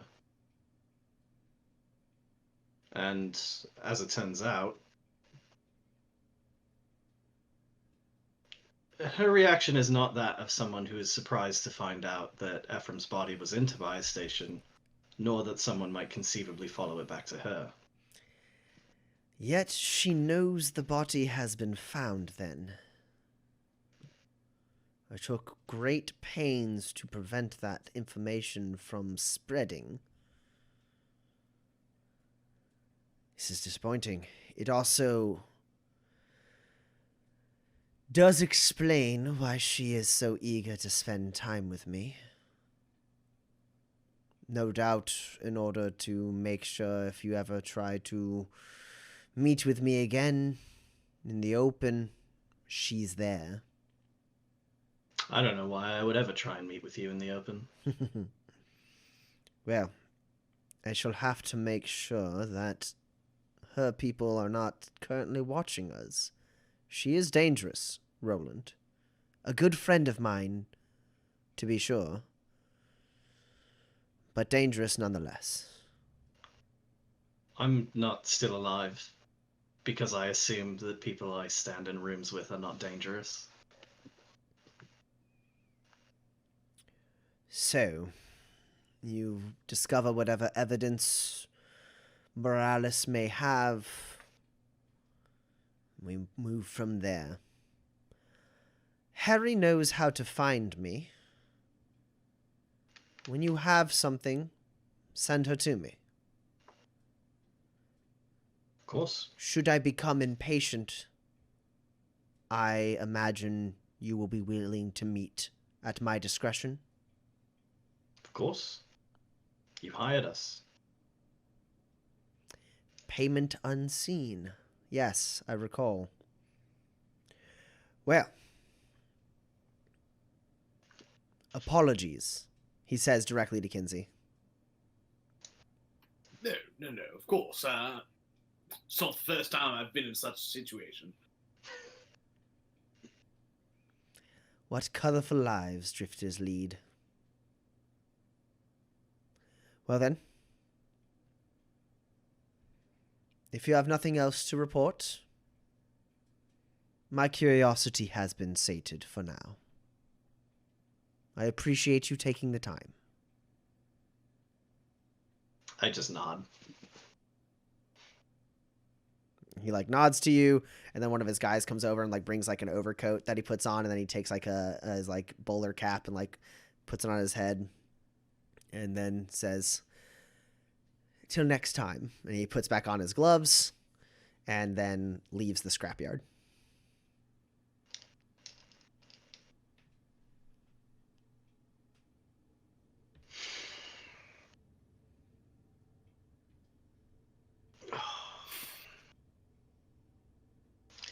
You alright, Kinsey?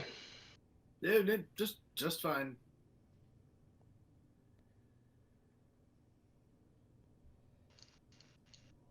This is the problem. This is the problem that I keep running into. It's that they ask for things, and then you give them those things, and they say, "No, I don't want that thing." And you say, "But this is what you asked for." And they say, "Well, I didn't know what I wanted when I asked for it." And you say, "I don't know how you can expect that to be my problem." And they say, "I have a gun. It is your problem."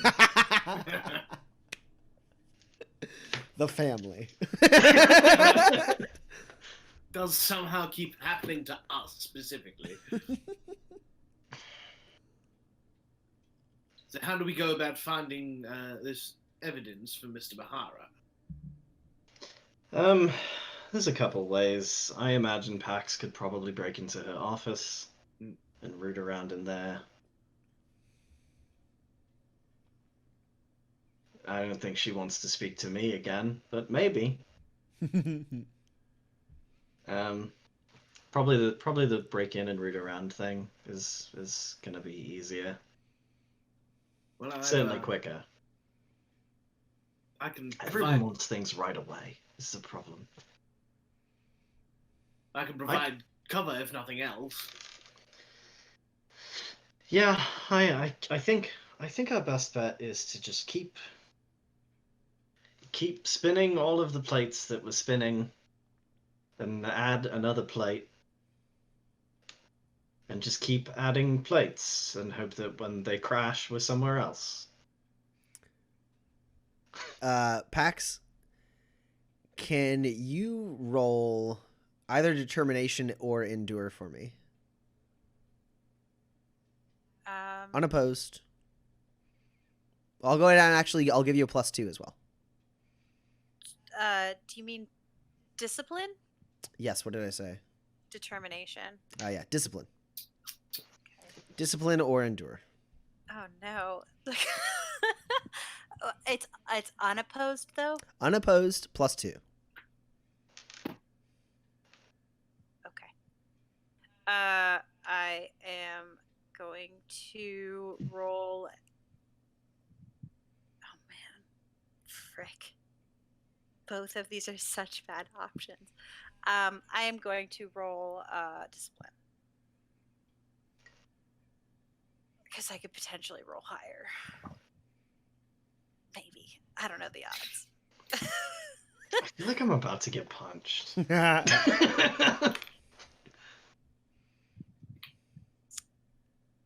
It's even. So you have a reroll.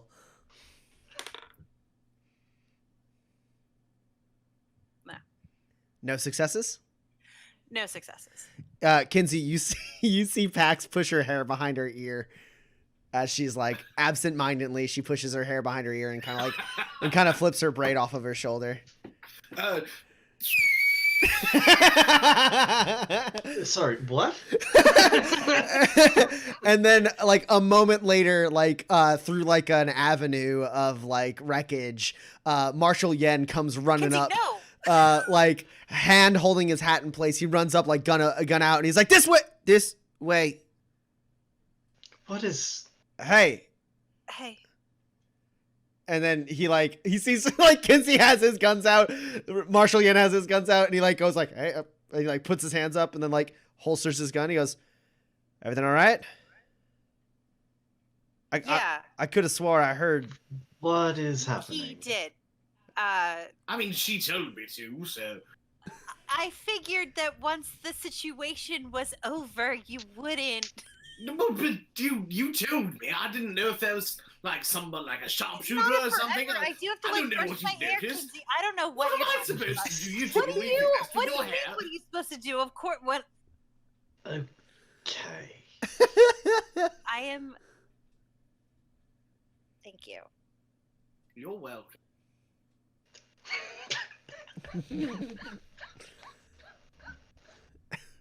I have to go.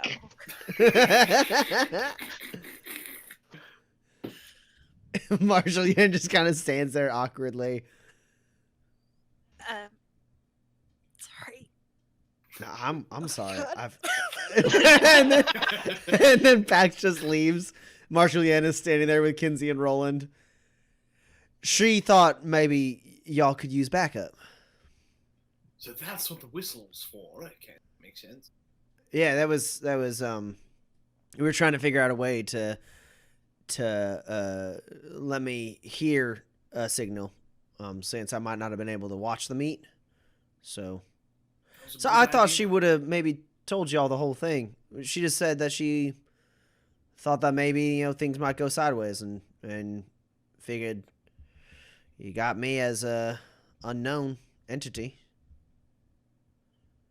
I never thought I'd say this, but very glad you had our backs, Leonard. Yeah, well, never thought I'd have them. Honestly. But what you guys are trying to do here, it's good. And I mean, it ain't legal. And it ain't something I should be dealing with, but well, y'all proved to me that maybe the letter of the law can be bent from time to time. So you know about the thing about what we're doing here. Right, yeah, there's a captain. She's basically manipulating children at a young age to be loyal to her, and then she either sells them into service to the family or makes them her personal squad of corrupt security, from what I understand. I mean, Pax was speaking pretty quick, but she gave me the cliff notes. I guess I'm glad you're on our side. Yeah, for as long as I can be. I mean, Alana will start asking where I'm at some point, but no one around here knows me, so I can stick around a while. You want to go back to the saloon or whatever? I'm gonna go back. I'm gonna go back to the saloon. I think is what I'm really getting at here. Oh, yes, no, I'll go with you. Roland, are you? I'm gonna take a walk. All right. Don't get just be safe. I'm much harder to kidnap than him. As you are walking with them, Kinsey goes, "I don't think that's true." How did she get you? And he asks for for the story as you're walking back to Umbra's. Well, there I was, sitting all by myself. Roland, where do you head to? Also, Pax, think about where you head to. I want to go to an LRC tower. Okay. That's easy enough. There's actually one on the eastern entrance as well, so you're able to, short order, be able to walk to one. Did anyone ever respond to my message to the Riveteers vis-a-vis Kinsey is kidnapped, come help? There was...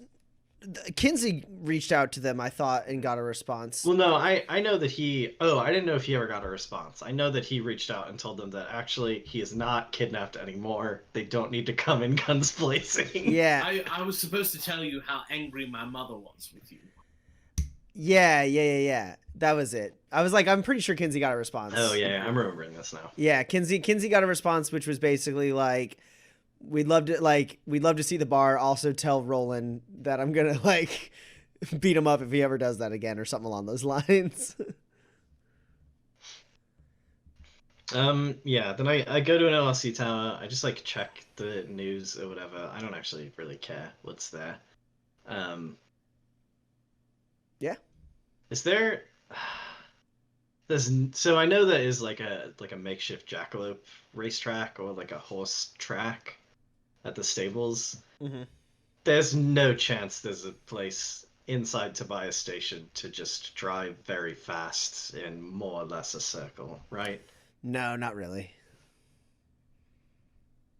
Okay, yeah, no. I get the Kingslayer, and I'm just gonna do probably 3 or 4 laps around Tobias Station as fast as I can. Sure. Yeah. You're able to, check it out. You guys you secured, free stay at the stable. So they get it up for you. They've been taking care of it, cleaning it, keeping it oiled, and you're able to just tear off from Tobias Station and just start, like, you get a decent distance away, and then you just kick up a massive cloud as you just, like, white knuckle, full throttle, like, just fly through the open Badlands to get just a little bit of that energy out of your system. I don't think it requires a test, because I don't think you're so shaken that you're gonna like crash into something. You're not gonna push too far. So but you are able to like to just do that for as long as you need. Pax, where did you get off to? I have a job to do. Oh God, you can just right now. All right. What do you do? Well, first of all, I'm very embarrassed, so I need to get to work. Yeah, so I didn't bring my whole arsenal to this meet, so I just have the knives at the moment. The stick knives. Your melee weapons. Yeah, my bladed tompas. And so I, like, and then I put on my stealthy armor, and my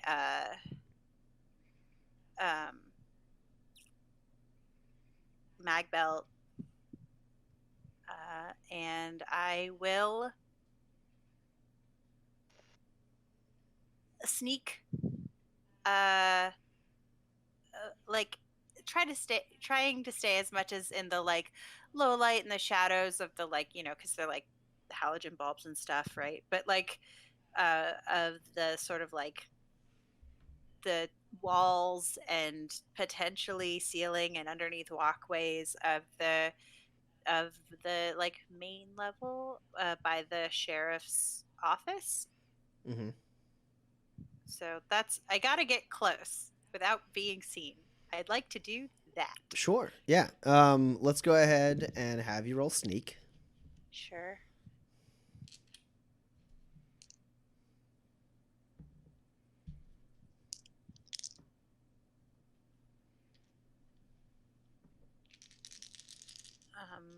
So I do have I can move at full speed, and they're at a -2 to minus hear you. 2 to hear me. Yep. Cool. I rolled bad. Well, hopefully I don't. I rolled pretty bad. So you're up against a 5. So my light armor is stealthy. So does that give me a +1? Your stealthy gives you a +1 to sneak, and then if it's also fitted, that's an additional +1. Cool. That's what I thought. I just, for some reason, it's not written. Yeah, fitted gives you a bonus to both defense tests and sneaking, and then stealthy just makes you get a bonus to sneak as well. Okay, great.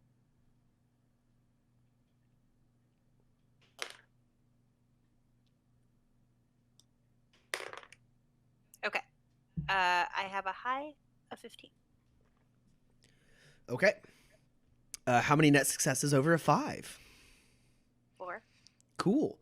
You're able to deftly dodge every security patrol in this area and stealthily make your way over. And you know what? Because I rolled a misfire, no one's in the office. Really? Yeah, it's complete. She's somewhere else right now. Can I? She's somewhere else, and if there's someone who's supposed to be watching it right now, they're not there. Can I go through a window? How many net successes did you get? 4. Yes. Okay. Yeah. Fortune would have it that the captain's quarters seem completely unguarded at this particular moment of the day. There's a decent amount of security, as always. So you don't think like you're walking into a trap or anything like that. But you do notice that like as you're approaching, like someone who's like watching, like checks their like pocket watch, looks around and then leaves, and there's not someone to take their place. And then you sneak up and you see like you can easily with your auto picker quickly like just like swipe underneath like one of the front windows and slide it up, and like you have a moment where there's like no one in this thoroughfare who's like kind of watching. You just duck in and then slide it down, because like there's only front facing windows on the office because it's like built into the body of the station. Right. Sure. But like at that moment you just like 100% right place right time were able to get in. Okay.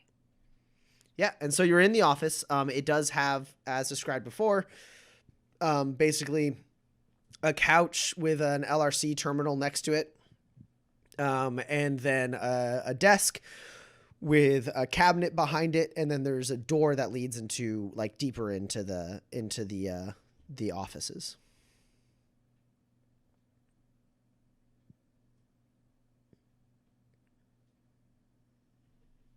I want to look under the couch.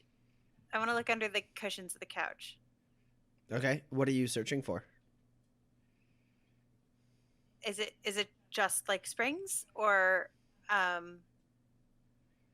one, if it's a storage spot, two, if it's not a storage spot, is there enough room to hide in there? Oh. So it's not a storage spot. There's nothing like hidden inside the couch that you can tell. Okay. If you want to take out a knife and like cut into it and get in there, yeah, you could probably pull that off. You're not like excessively tall like Kinsey or Roland. Okay. Cool. So I will make that incision, Mhm. and I'll have the cushions like the cushion like up, so I can like scooch into it like a sleeping bag. Sure. So it's just the one cushion that I have to push back. But I don't want to get in yet. Um, did she leave like a tag? Did she leave her browser open? The LRC is her LRC tag is not just sitting in the LRC. No. I don't know how sheriff's offices work. Does she? Are there like locked drawers in the desk? Like, am I looking? Is it like a? Yeah, the top layer drawers is unlocked, and then the two drawers on the left are locked, and there's one kind of like deeper, like large drawer on the right that is also locked. So there's three drawers on the right, three drawers on the left, two on the right. The top drawers are both unlocked, and they have what look like basic like office supplies, like paper, Sure. so on. You do see a set of keys there. And then the two drawers on the left below the first one are locked, and then there's one drawer on the right that is deeper. It's like a double or triple depth drawer. Can I make a pressing of the key with my auto picker? You can certainly attempt to do so. Oh no, that sounds bad. Yeah, I think use a machinery cube. Okay, I don't have any, so I can't. Yeah, if you had a machinery cube, I spent it on the safe. I think if you had a machinery cube, I would let you use I'd let you roll skullduggery to kind of to like make a copy of that key using your auto picker. Okay, I think no that is an worries. extremely creative use of auto picker, and unfortunately, you just don't have the cube, I guess. Duly noted. Always carry a cube to create a pressing. Yeah. Cool. So then I don't think she would keep it in a file, because potentially someone else would have to go in there for something else. So I want to check the flat drawers, the locked flat drawers. The ones on the left side, the two Yeah. that are on the left. All Yeah. right. So it is going to be a skullduggery roll. You are going to be at a -4 for this.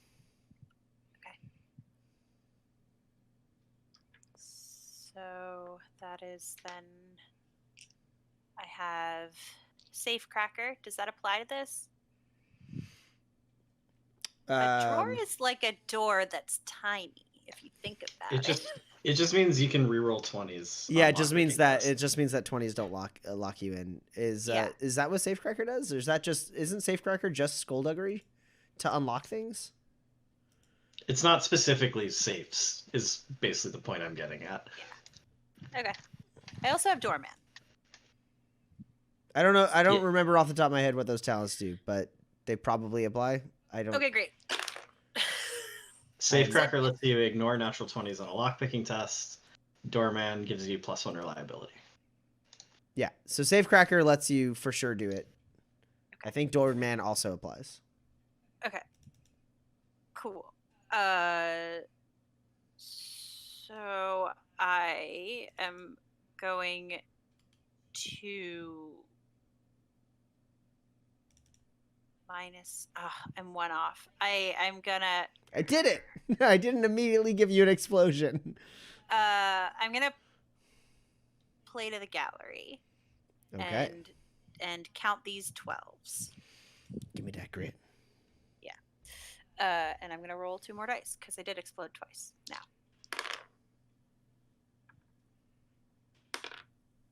Ugh, jail. So I have 5 successes.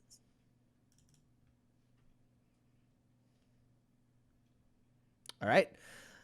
So you are. I mean, you pop open. We'll say that's both of those drawers on the left side easily. Okay. You're able to work on them. It's very short amount of time, like no time at all. You don't waste any time. You just a couple clicks of your auto picker, the first one goes, and then a couple clicks of your auto picker, the second one goes. And you, what is it you're looking for as you open those up?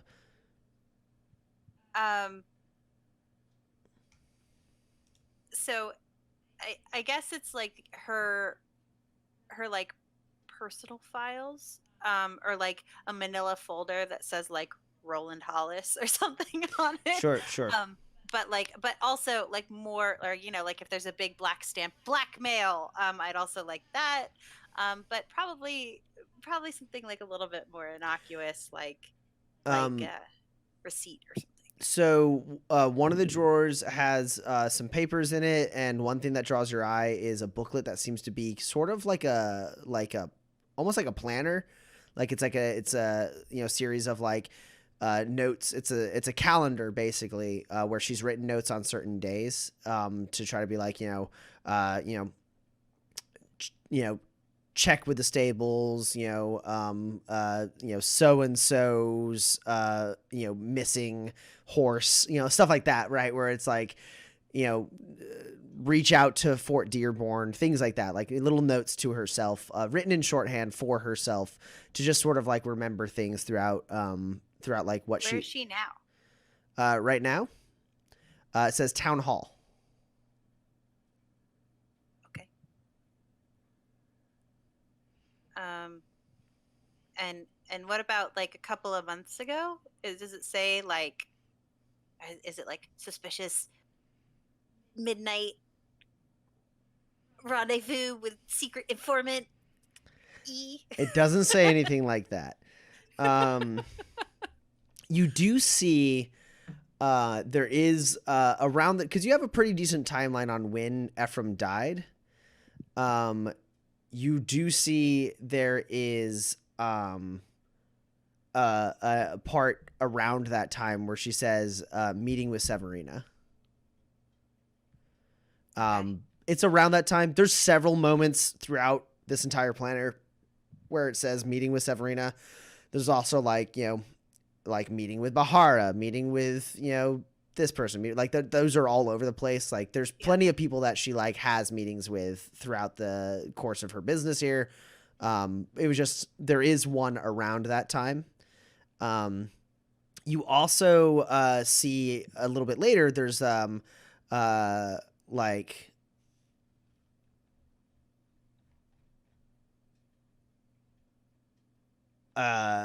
a little bit after when that Gunter Finnegan died in the bar that is now Umbra's. There is meeting with Severina, and then it's crossed out, scratched out.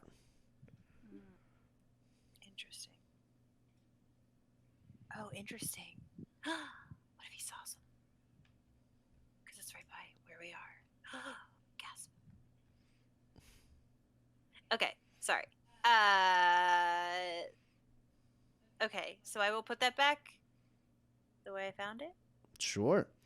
I will probably have you roll either probably a skullduggery at the end of this to have put things back in the right way. Okay, and then what's in the other drawer? Well, what do I find in these drawers of note other than this journal? Yeah, not a whole lot else. There's random LRC clippings that don't seem to have any significance to anything that you're familiar with.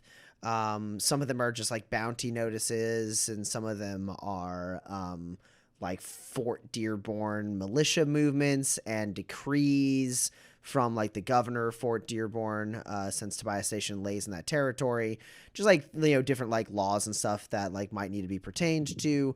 There's also a ledger of basically various things. You don't know if it's a comprehensive ledger. This seems to be potentially like her general ledger. It doesn't seem to cover like any personal expenses or anything like that. But you do, like, flipping through that, you see like the like her tracking the amount of spurs she paid Roland and Kinsey when they brought in the Dunning Creek gang, and then like a little bit later, like expenses for her to have like shipped the bodies to Las Brasas to be like processed by a sheriff. Mm-hmm. Like, but nothing in there seems incredibly incriminating. It seems like general, like basic and recent. It's not like it doesn't go back like, you know, a really long time. Basic and recent, like budgeting for the sheriff's office of official expenditures. Okay.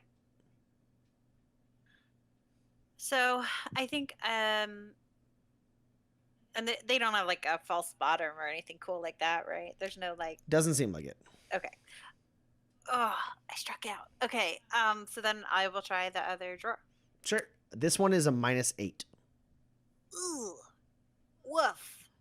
That's very lot of minus. Okay. It is unopposed. Yeah, it's true.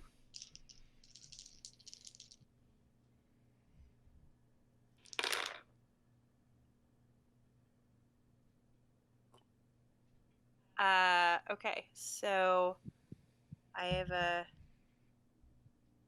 13 plus 2 minus 8 is a 7. And I have a reroll. Okay. Okay, I have 3 hits.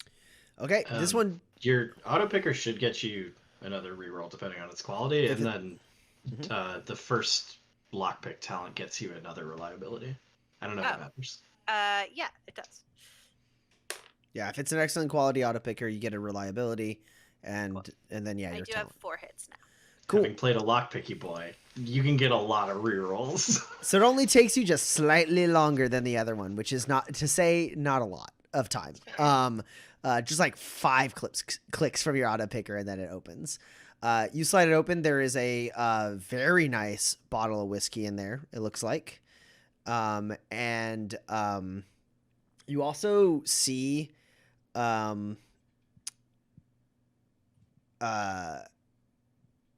a rolled up piece of paper, and I assume you grab it and look at it. Yeah. It seems to be a map of Tobias Station. It's several papers, actually, because it's all the different tiers. And there's areas that are circled and dated, and then X'd out. It's like areas of the station that have a circle around them, and then an X, and it has a date. And then a circle around them, and an X, and it has a date. And a significant amount of the station has these circles and X's around them. The dates don't go further back than roughly the time that Ephraim died.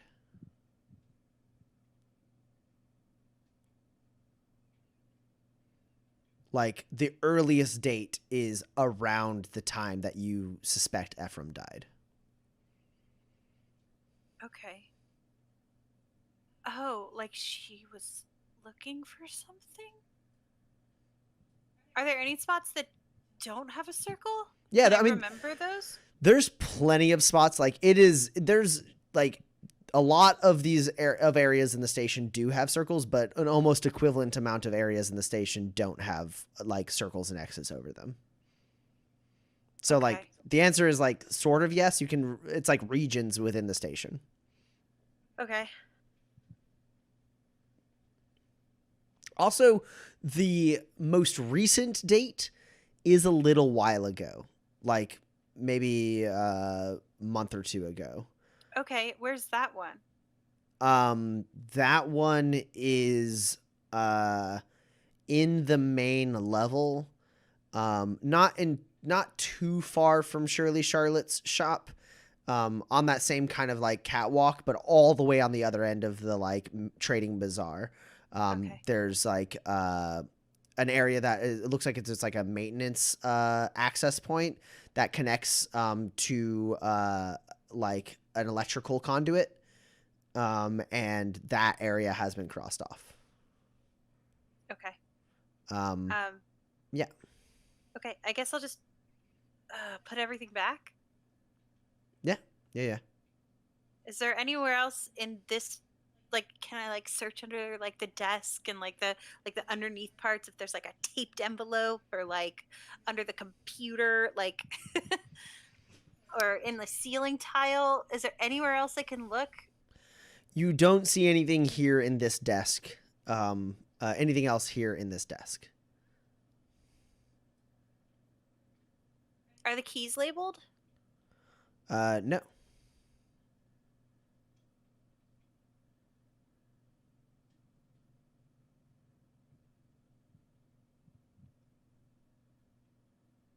Shoot.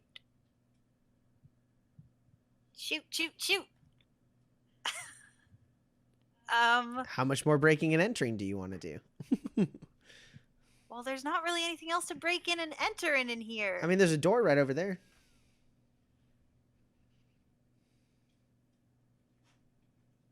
Okay. That door's locked. I will open that door. All right, you're at a -3.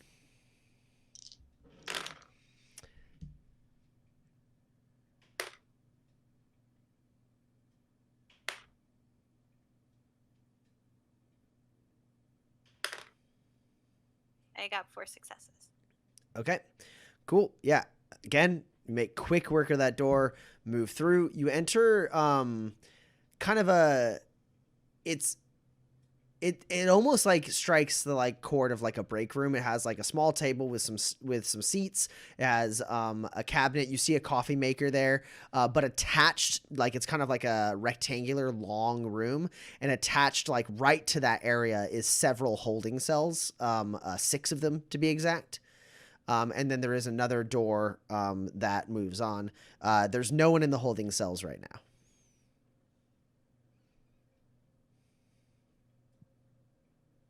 Oh God, do I grab the keys? But what if she notices they're not gone? Or they're gone? I locked the door behind me. Okay. Actually, I said there was a door. It's not a door. It's an archway. It's open on the other in another part of this, and it's a staircase that goes partway up, and then there's a small landing, and then it turns the other way and continues going up. So there's basically a second floor. House. Yeah. Yes, I go that way. I sneak that way. Cool. There's a door at the top of those stairs. It is locked. Okay, I open it. Okay. This one's at a -3. I got 4 successes. All right. You're fine. You do open it up, and it does appear to be an apartment with a handful of rooms in it. It takes up the whole upper part of the sheriff's office. And you are in basically the landing area that is like a central hallway that connects to a room that has some windows that does seem to like kind of have the light of the station coming through it. And there's a couple open doorways on either side of you on that hallway. At that point, I'm going to cut to Kinsey because you were going back to the saloon with Marshall Yen. Sure. You're able to get there. No problem. You finish telling your story to Marshall Yen. He seems a little skeptical about a couple details, but isn't going to press you on it. And when you walk in, his face gets just a little stony. And you see what he's looking at is Roxy, parked there with a table set up.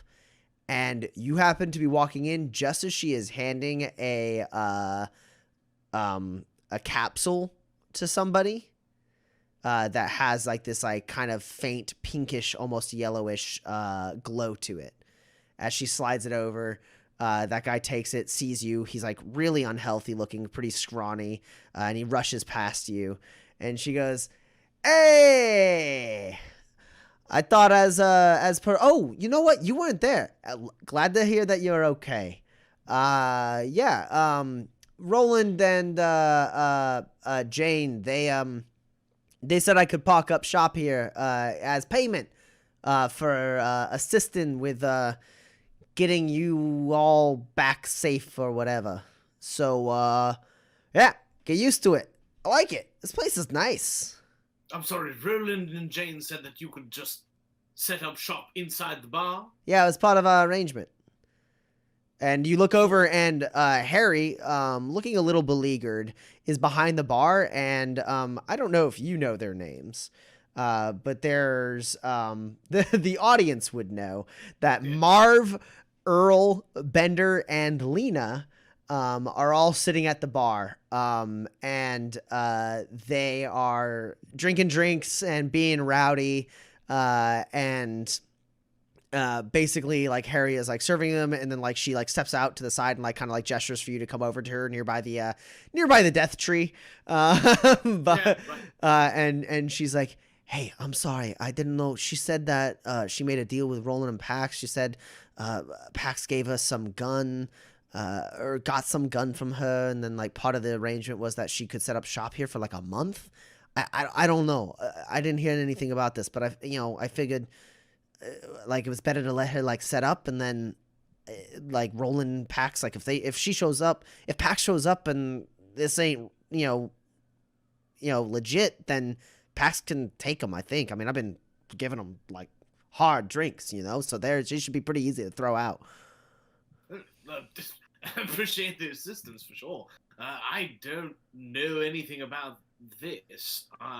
Doesn't really seem like the type of thing that Pax would approve of. Marshall Yen storms into the back room. Like slams the door shut. Just let them do whatever they want. Get them a round of shots on the house. I'll get a check on the marshal. One thing you notice as Harry goes back and is like, round on the house, and everyone's like, ah! You notice one thing that is important. Eli's not here. Eli's not here? No. That's strange. And there's only one other customer, and he's like sitting in the corner, and he doesn't look entirely comfortable with the situation. Make sure he gets one as well, I'd say to Harry. And I'll follow Marshall Yen. He's sitting back there. He has his hands resting on the table as you walk in. He goes, "What do you want to do about that?" About them? I mean, I don't want to go against Pax, but it does seem pretty strange. Do you know them? What do you mean you don't want to go against Pax? I don't know if you saw, but that thing that she handed off to that half-dead fella when we walked in. I know what it was. Yeah, that's not good stuff. No. I mean, we've been dealing with it spreading into Alanastead for the past couple years, and it's been hell. It tears people's lives apart. It's not good stuff. I mean, I knew like lower levels is rough or whatever, but I mean, we should drive these people off into some other corner down here, right? I mean, you guys run a respectable business. What do you mean you don't want to go against Pax?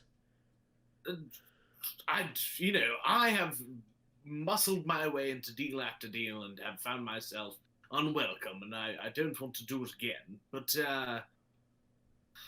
I don't want this here any more than anybody else would.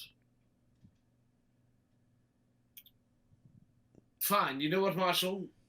If you want to help, just don't hurt anybody, and just give me a chance to talk to Pax first, all right? After we've gotten them cleared out. So, what, you're saying we take him out now? We run him out? Or are you saying you want to talk to Pax first? I don't know when Pax will be back. I think she's gone to do her job right now. Just let me hold on. Let me ask Roxy what the terms of the deal were exactly, and then just keep an eye on me, and I'll give you the old signal if I need your assistance. Sure. I'll be with an eye shot. You don't have to whistle. Fair enough. And so you two walk out, and he like kind of leans unknowingly against the death tree like fogged window, and there is like a moment like as you're approaching, he's like leaning there, and there's a against the window, and he's like, huh. And he goes and like leans against the bar instead. Roxy, what? Sorry to interrupt. Pardon me. What exactly were the terms of this deal you made with Pax? The deal was I get to run my business here in your business. I mean, you guys got a nice gig down here. I mean, you got people coming from all over the lower levels. This is a good spot for me to set up. It is a nice spot, isn't it? And the intention is to keep it that way in terms of respectability and niceness. I find it very unlikely that Pax agreed for you to be dealing with the deals that you're dealing with now. Well, I don't know. Pax, she seemed to be pretty savvy to what I offered. I mean, when I first met her, I thought maybe she was someone who had a taste for Stardust, but turns out she's a little too straight for something like that. But I got plenty of customers, and I feel like I might get some more set up here. So, I mean, look, you got a deal, you take it up with Pax. I know what she told me. She said I could set up shop. I got it here. I'm not doing anything I wouldn't do in any of the other saloons that pay me to be there. Sure, it's just strange that Pax didn't mention this deal to me as an equal partner in this bar. So would it be possible, just perhaps, for you to start your month tomorrow rather than today, so that I can get a chance to discuss it with my father? You can absolutely roll manipulate. It's not a great idea, but I'll do it. I did raise it from 2 to 3, so at least there's that.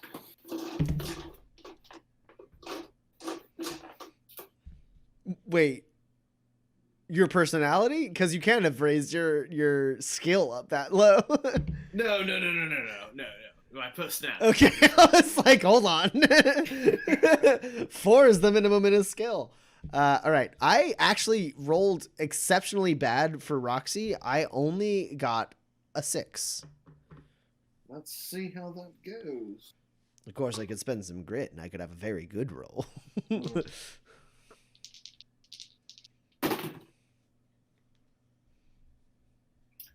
Well, I've got a high of 3, so I don't see that going. Yeah, so she goes, look, I have a little bit of time. Right now is my slow time of the day. Sun's right out there. No one wants to be up at this time. So how about I take a break? I go, have some drinks on the house, just relax for a minute.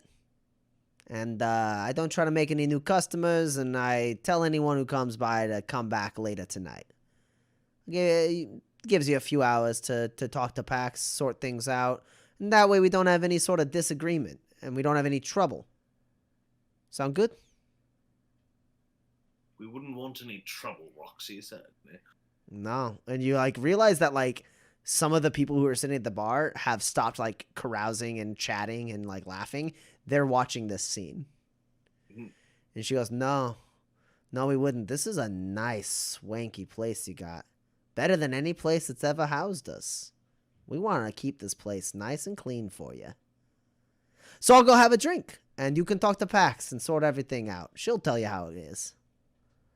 And she stands up and gives you a overly friendly clap on the shoulder, and says, all right.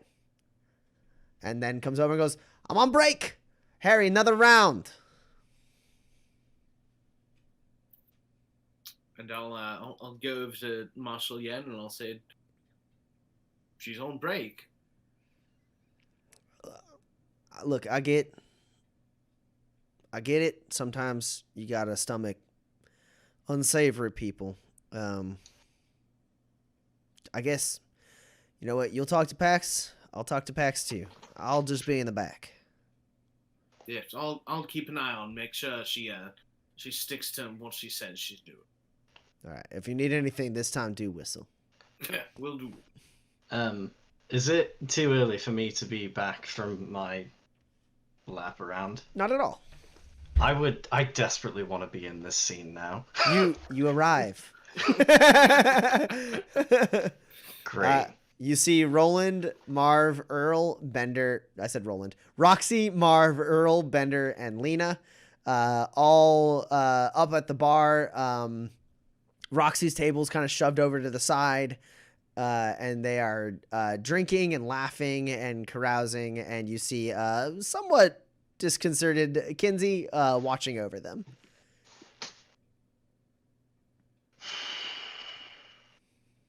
Ah, I see. Marv turns and goes, "Boss man, hey, glad to see you were able to deal with whatever Moralis had to talk to you about." Yeah, I can't help but notice none of you showed up after I left. I recall hiring you for the day. Well, we're here now. What do you need? You are here now. That's the thing that I've noticed most. Roxy goes, well, I mean, you were there. Pax said I could set up shop. Where yes, I that go, was contingent upon you delivering on something, Roxy. it was the gun, wouldn't it? It was sort of contingent on the whole job, really, Roxy. And as the person who paid you those spurs which you still have, presumably, I'm quite disappointed with how your performance in particular turned out. What did you want us to do? Take on the whole security force? Leo Riggs? I sort of expected you to be there when I left, rather than taking my money and running away. We figured we'd find you here. And look, here you are. Everything's fine. That was 3 days ago, Roxy. Yeah, I heard you made it back all right.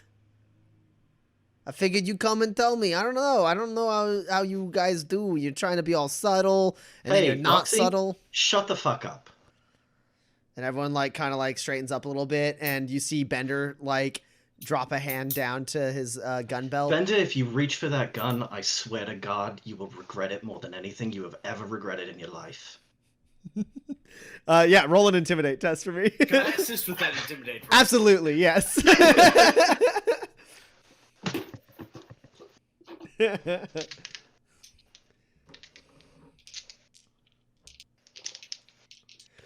I love it. I love throwing weak people at you guys. That's a +2 for you, Roland. Great. You are up against an 8.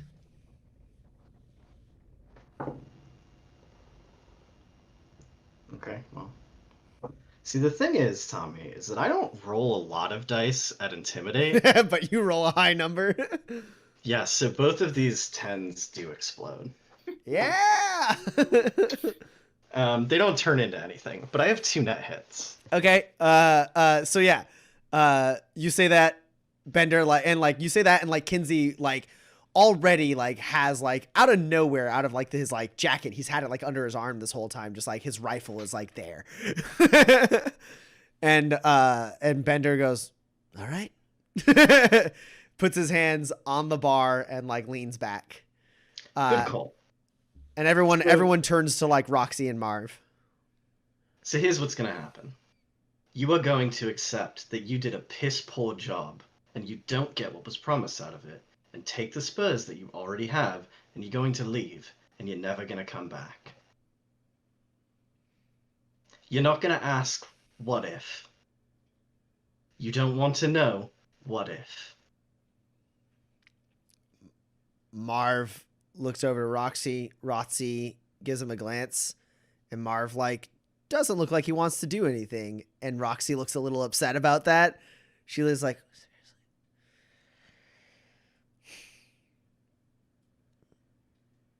all right. My daddy always said, don't deal with a Roxy, drifter. Shut the fuck up. Get out of my bar. Don't say any more words. She looks to Kinsey. Kinsey, roll an intimidate test just on your own. Sure. I'm using motivational speaker. That was my motivational speaker. Yeah, for sure.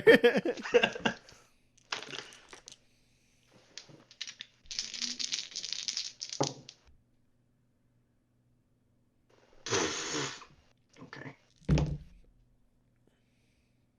Oh man, that is another not great roll. Take a +4 to intimidate, Kenzie. I'll take that. Cool. You're up against a 5, and I don't even have grit. I don't have grit tricks to use on this one. This is like a 19, a 17. I rolled a 13, so you can take that. Any other successes over that? No, it was a 3 and a 13. Okay. So she looks at Kinsey. Kinsey, you kind of. Wait, you know what? Sorry, I forgot that I can also take with the +4. I can also take my original target, right? Or is No. that No. incorrect? Yes, they hit, right. If you hit your original target, it doesn't explode because you got the pluses. Right. So she looks at you, Kinsey. You just kind of stare her down, and she kind of moves her tongue around in her mouth for a second, as if to kind of seal it shut. And she does the little lock and key thing on her mouth. Puts her hands up, walks over, quickly folds up her table. And then Bender, Earl, and Lena all start to follow her, and they get into the door, and Marv has only gone part of the way. He's not straight up staring you down, Roland. He hasn't walked up to you, but he did walk part of the way, so he's a little bit closer to you. And the rest of them, Roxy's already left. She's upset, and then the other three kind of look back and see Marv standing there, and he goes, "So then, this is how it's gonna be." Marvin, I want you to look into my eyes. The door swings open on the other side, and the little alcove, and the marshal walks out gun in hand. Marvin sees him, No, and don't then look at him. listens to you, Look Roland, into- and looks in your eyes. Look into my eyes. Take a moment. Read the man that I am. You're a smart person. I think you can understand. Take a second. Grasp how lucky you are that what I am willing to do here is to part ways forever. All right. A lower level ain't too big, though, Roland. No, it's not, Marvin. All right, then. Harry, been a hell of a time. Good luck to you. And he walks out.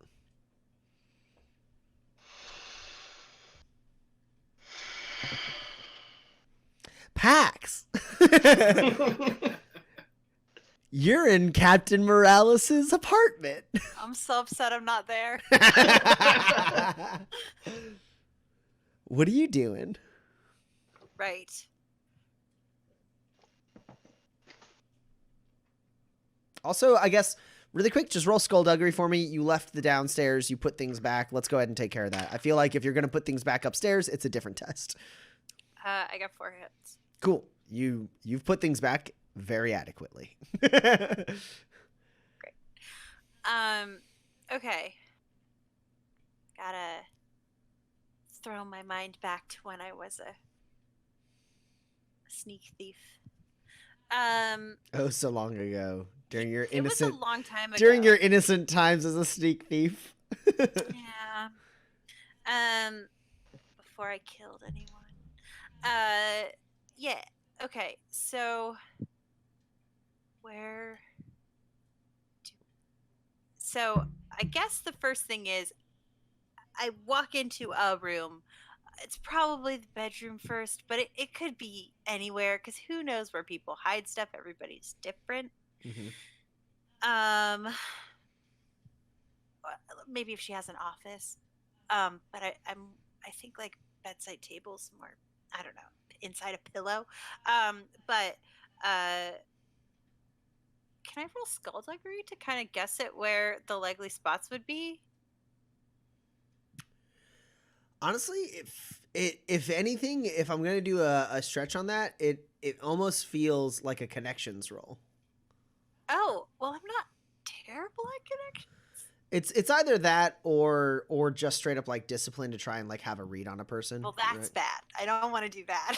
Yeah, so I would say connections, just having Okay. done specifically because you have Path of the Outlaw, like you've done stuff like this before, you've been given tips from different people, like you might have some trade secrets in there. Okay. So the first thing I do in any room is I immediately look for the place I will hide if I hear someone coming, and then I move in to looking around. But I will roll connections. Yep. Hopefully something good comes out of it, and I don't glitch or what? Not glitch, misfire. I do have to, before you tell me what your roll is, it's a bit of a reach, so it's gonna have to be at a -2. Sorry. Okay. It's okay. This die really, really wants to be how I hurt people. It's just one hit. Okay. So someone like Moralis, you bet, has a hidden safe somewhere. Okay. That's your guess. Just Okay. judging by the like decor in here. It's not an extravagant apartment to say the least. It would be what would today be considered like a good medium size, like 1 or 2 bedroom apartment. A decent amount of floor space, but it's not like she doesn't have like the best digs in the world. Though for the Badlands, like in the the middle of Tobias Station, which is like relatively cramped, it's kind of nice. But like she doesn't have like extravagant taste, it doesn't look like, so she's not going to do anything like super fancy. And she's like, your very few like dealings with her and observations lead you to believe she's pretty practical. So you like, given what you have, you assume there's a safe somewhere, a hidden safe somewhere. Okay. I will check the non-exterior walls that are not in the kitchen. And under any area rugs. Kind of the normal places first. Sure. So like the exterior walls that go into the like station would be a good one. Floor safes. Sure. So you can roll observe or skullduggery at a -2. I will tell you that observe is quicker. Skullduggery is not as quick, but presumably you're better at it. I am, but I feel like I am pushing my luck. Is it at a -2 or is it normal? It's at a -2. Dang it. I rolled 3 11s. You could spend 3 grit and play and go it strong. I really want to have enough grit to flashback if I die. Hold on. If you die? If I'm about to die, Gotcha. I would like to flash back. And not everything I want to instead. do. Yeah. I flashback. It was never me. It was my body double. Yeah. Okay. Well, I got 2 hits on observe. Okay. So it does take you a little bit of time. You look around a little bit, and then you notice in the bedroom, there's basically a rug that is partially under the bed. And you notice that, like, the general, like, dust around one part of it is a little more clean than the others, like it's been handled more. And like very, very subtly. It's not like very obvious. It takes you a while to notice it. You do a couple passes throughout the apartment, and then you eventually like come to this conclusion. You're like, wait a second, what's that? And you walk, like, running your hands along the walls, checking behind paintings, stuff like that. And you finally see that, and you walk over, you kneel down, you put your hand on the rug, and you open it up, and there is a safe built into the floor there. I check for traps. I will open it. I will Sure. try to open it. Yeah, that's a skullduggery test. It's going to be at a -10. An extremely good safe.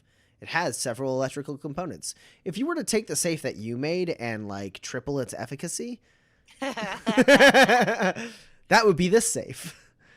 It's built into the floor too, not just like bolted or anything. Let's see. So it's also it's big. It's relatively big. okay.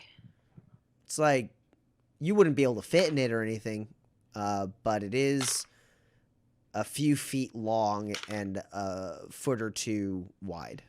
Like you could fit a dog in it. Yeah, I mean, depending on the dog, yeah. Okay. You open it up, a dog jumps out. Or like 2 cats. You can fit so many cats in this bad boy.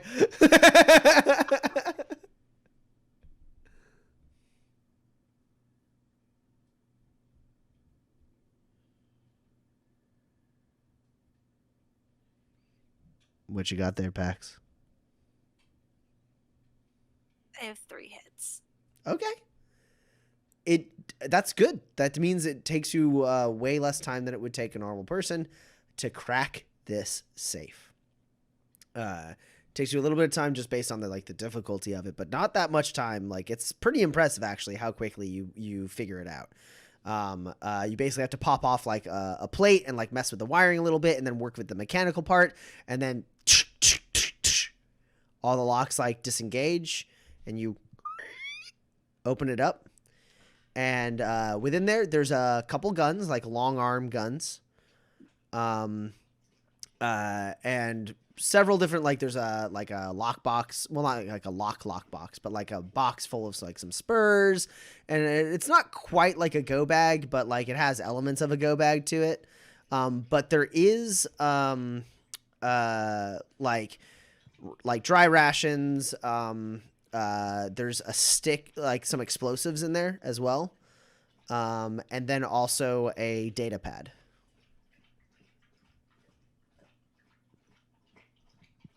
Oh no. Okay, so I will touch nothing but the data pad. Okay. It is, as far as you can tell, encrypted in some way. You're unable to access it. Dicks.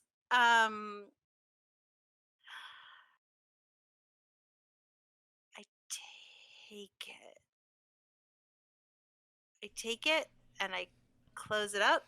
So as you're sitting there holding the data pad and you're like have your hand on the like latch of the safe, about to like close it, you're still trying to contemplate, you're not 100% sure, you hear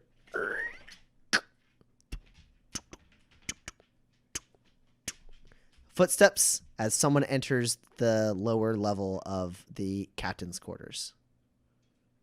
Yeah, I got it. Oh no. I shut it. Mm-hmm. And I don't put the data pad in.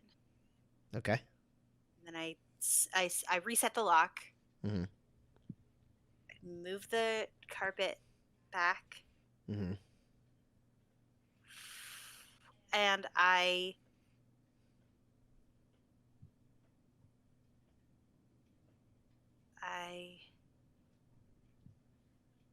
is there a window?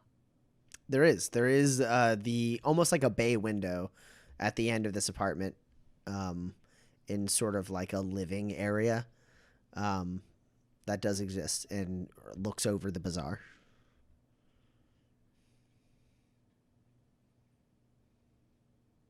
Do I think that I can get to it before this person comes upstairs? I mean, there's a decent amount of distance between you and them at this moment, unless they are rushing upstairs. Like you hear someone in the office.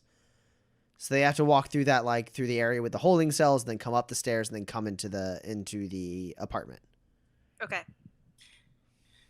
I will go out the window. Cool. I need 2 rolls from you. The first one is skullduggery, because you looked all over this place and you were putting things back in place, presumably. So Yeah. you want to, I was assuming that you were taking the precaution to set things back the way you found them. So you're just trying not to leave traces of the fact that there was someone here. Okay.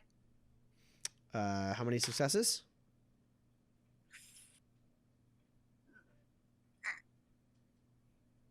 How much grit do I have?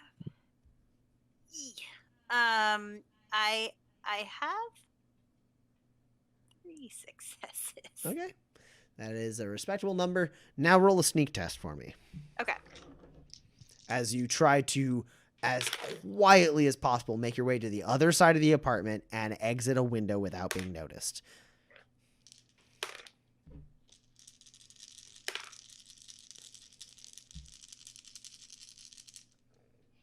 Ah, your hearing thing comes into play here. Okay. The fact that people are at negatives to hear you. That's extremely good. I can also move at full speed. Also extremely important in this specific instance. You're up against a 10. Oh, yeah. Fine. Great. I have 3 net hits. Cool. You put the safe, you close the safe. It's a 15 high, in case it matters. No, you told me how many successes? Yeah, 3. Yeah. You put the safe down, you latch it up, you fold down the rug, you step back, you look at it, you haven't really, like, that's not like thick layers of dust or anything. It's mostly just that you notice that the rug itself was cleaner on one side. And then you like start like quickly and swiftly making your way across like the floorboards here. Like you've already kind of scoped out the areas where you can step. You know that stepping closer to the wall is better because the floorboards are better supported there and less likely to creak.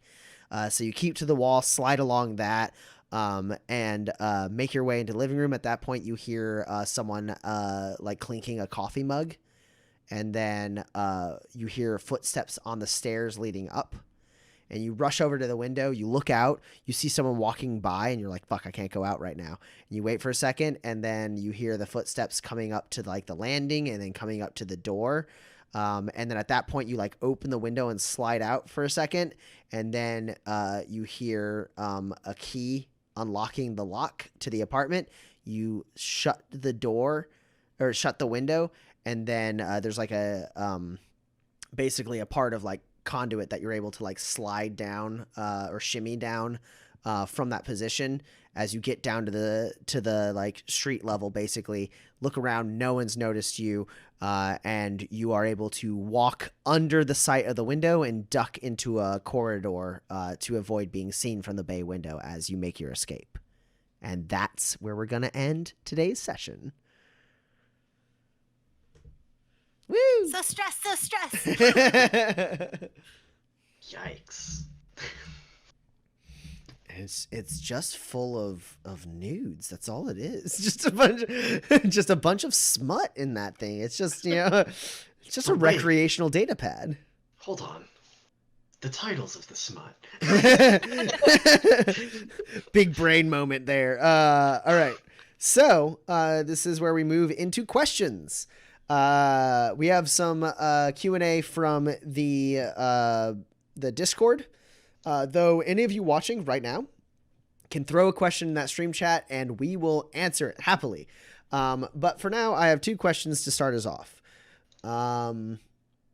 Argit Llama asks, can an Everlight move to a new object in the event that their old box is destroyed? And the answer is no. If an Everlight dies, if the Everlight's item that they put their life essence into when they died gets destroyed, the Everlight dies for real. It's the phylactery rule.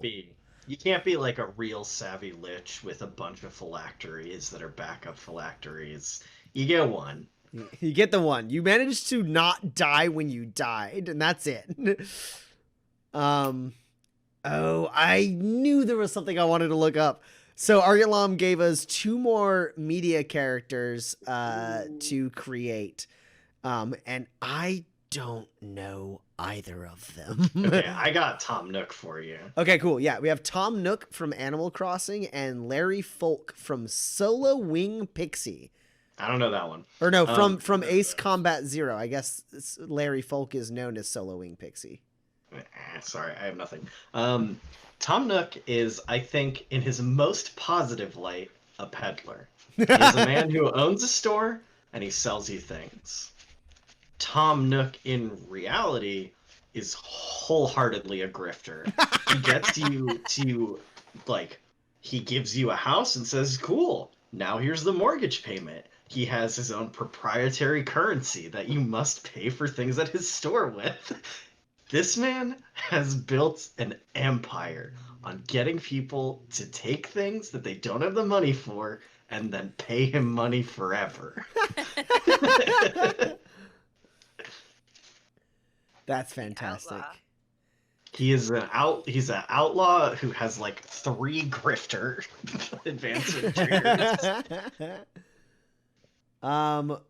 At a glance, it looks like Larry Folk definitely has the militant history.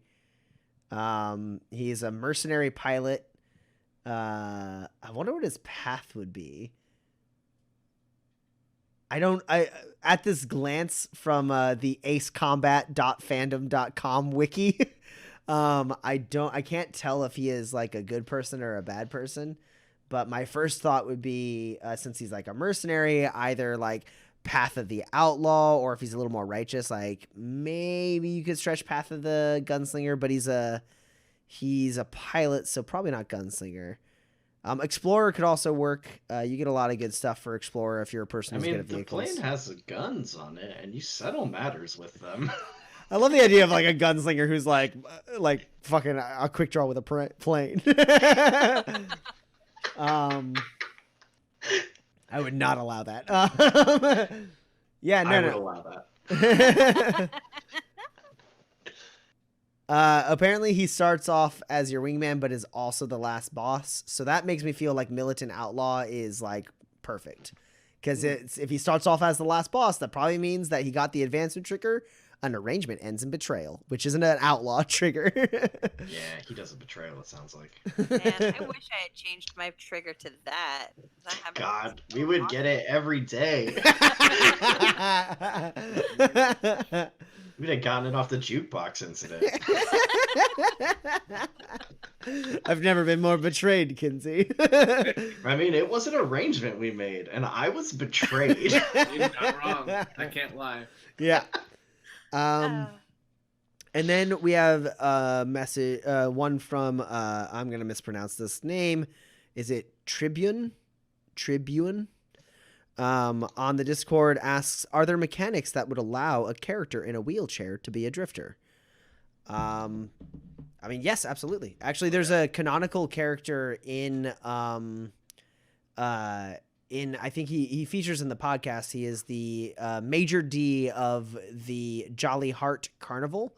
His name is Mordecai, and he is in a wheelchair. And while there's not like we don't devolve like having a wheelchair down to like being like a vehicle or anything like that. There's like absolutely like drifters could be, there's enough tech easily that like a drifter in a wheelchair would not be horribly hindered in their like ability to do things. There's like anti-grav tech. and all of that. Like the wheelchairs on Manifest. You can go full Professor X if you really wanted to. Exactly. Yeah. So like there's nothing that would stop that. Mordecai prefers to have the like more manual one, partially because he's not extremely well off, but also because he's an extremely strong guy and he can do some sweet wheelchair tricks. Yeah, exactly. He has that manual control. Yeah. He can go on one side and like spin around and stuff, which is what he does when he's like shouting out the shows and stuff. He's a sight to behold in the center of the ring. I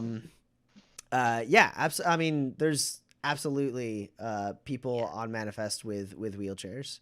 What you got, Addie?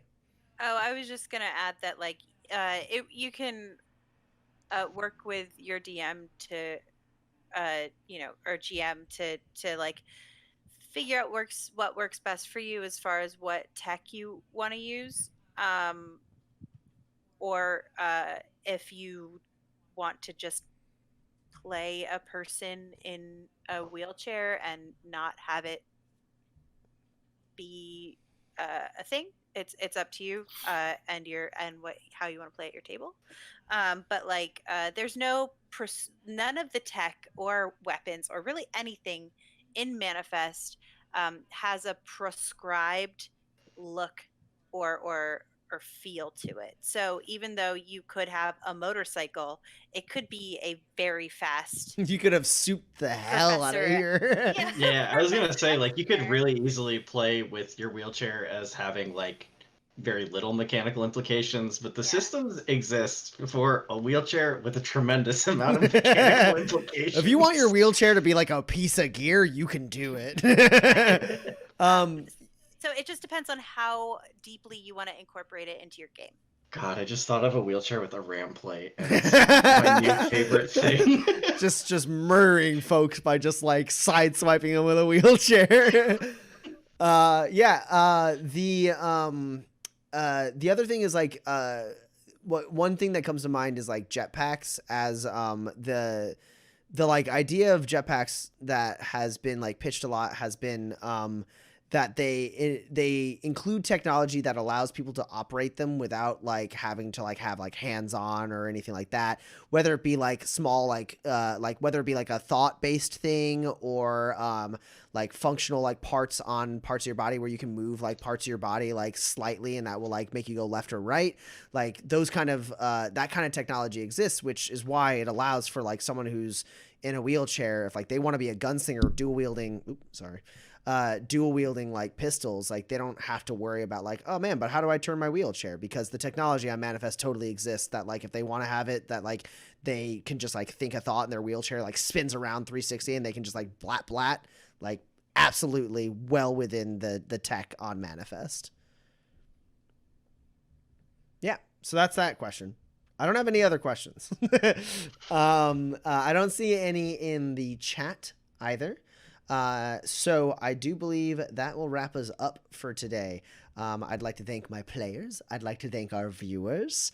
I had a great time. I'm glad we're back. And we will be back on again October 13th.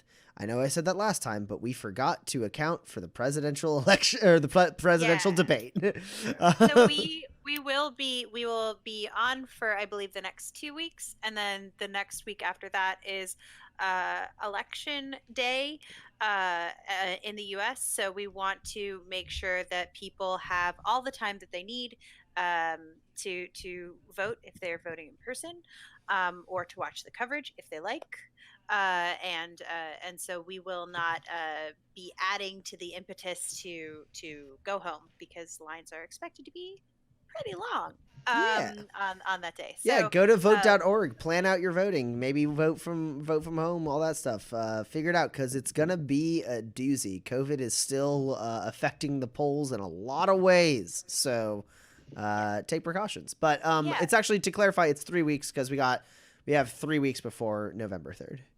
Okay, great. Yeah, so for the next 3 weeks, then we will be dark, and then we'll be on for 2 weeks, and then we'll be off for a week, and then we'll be on for 3 more weeks, and then we'll be off for 2 weeks. So it's gonna be fun. There you go. All right, for the rest of this, for the rest of 2020. All you need to know is October 13th. October 13th, we will be back on. Thank you all so much for watching. We had a great time. We'll see you next week. Thanks. Bye-bye. Thanks for watching. Bye-bye now. Go vote.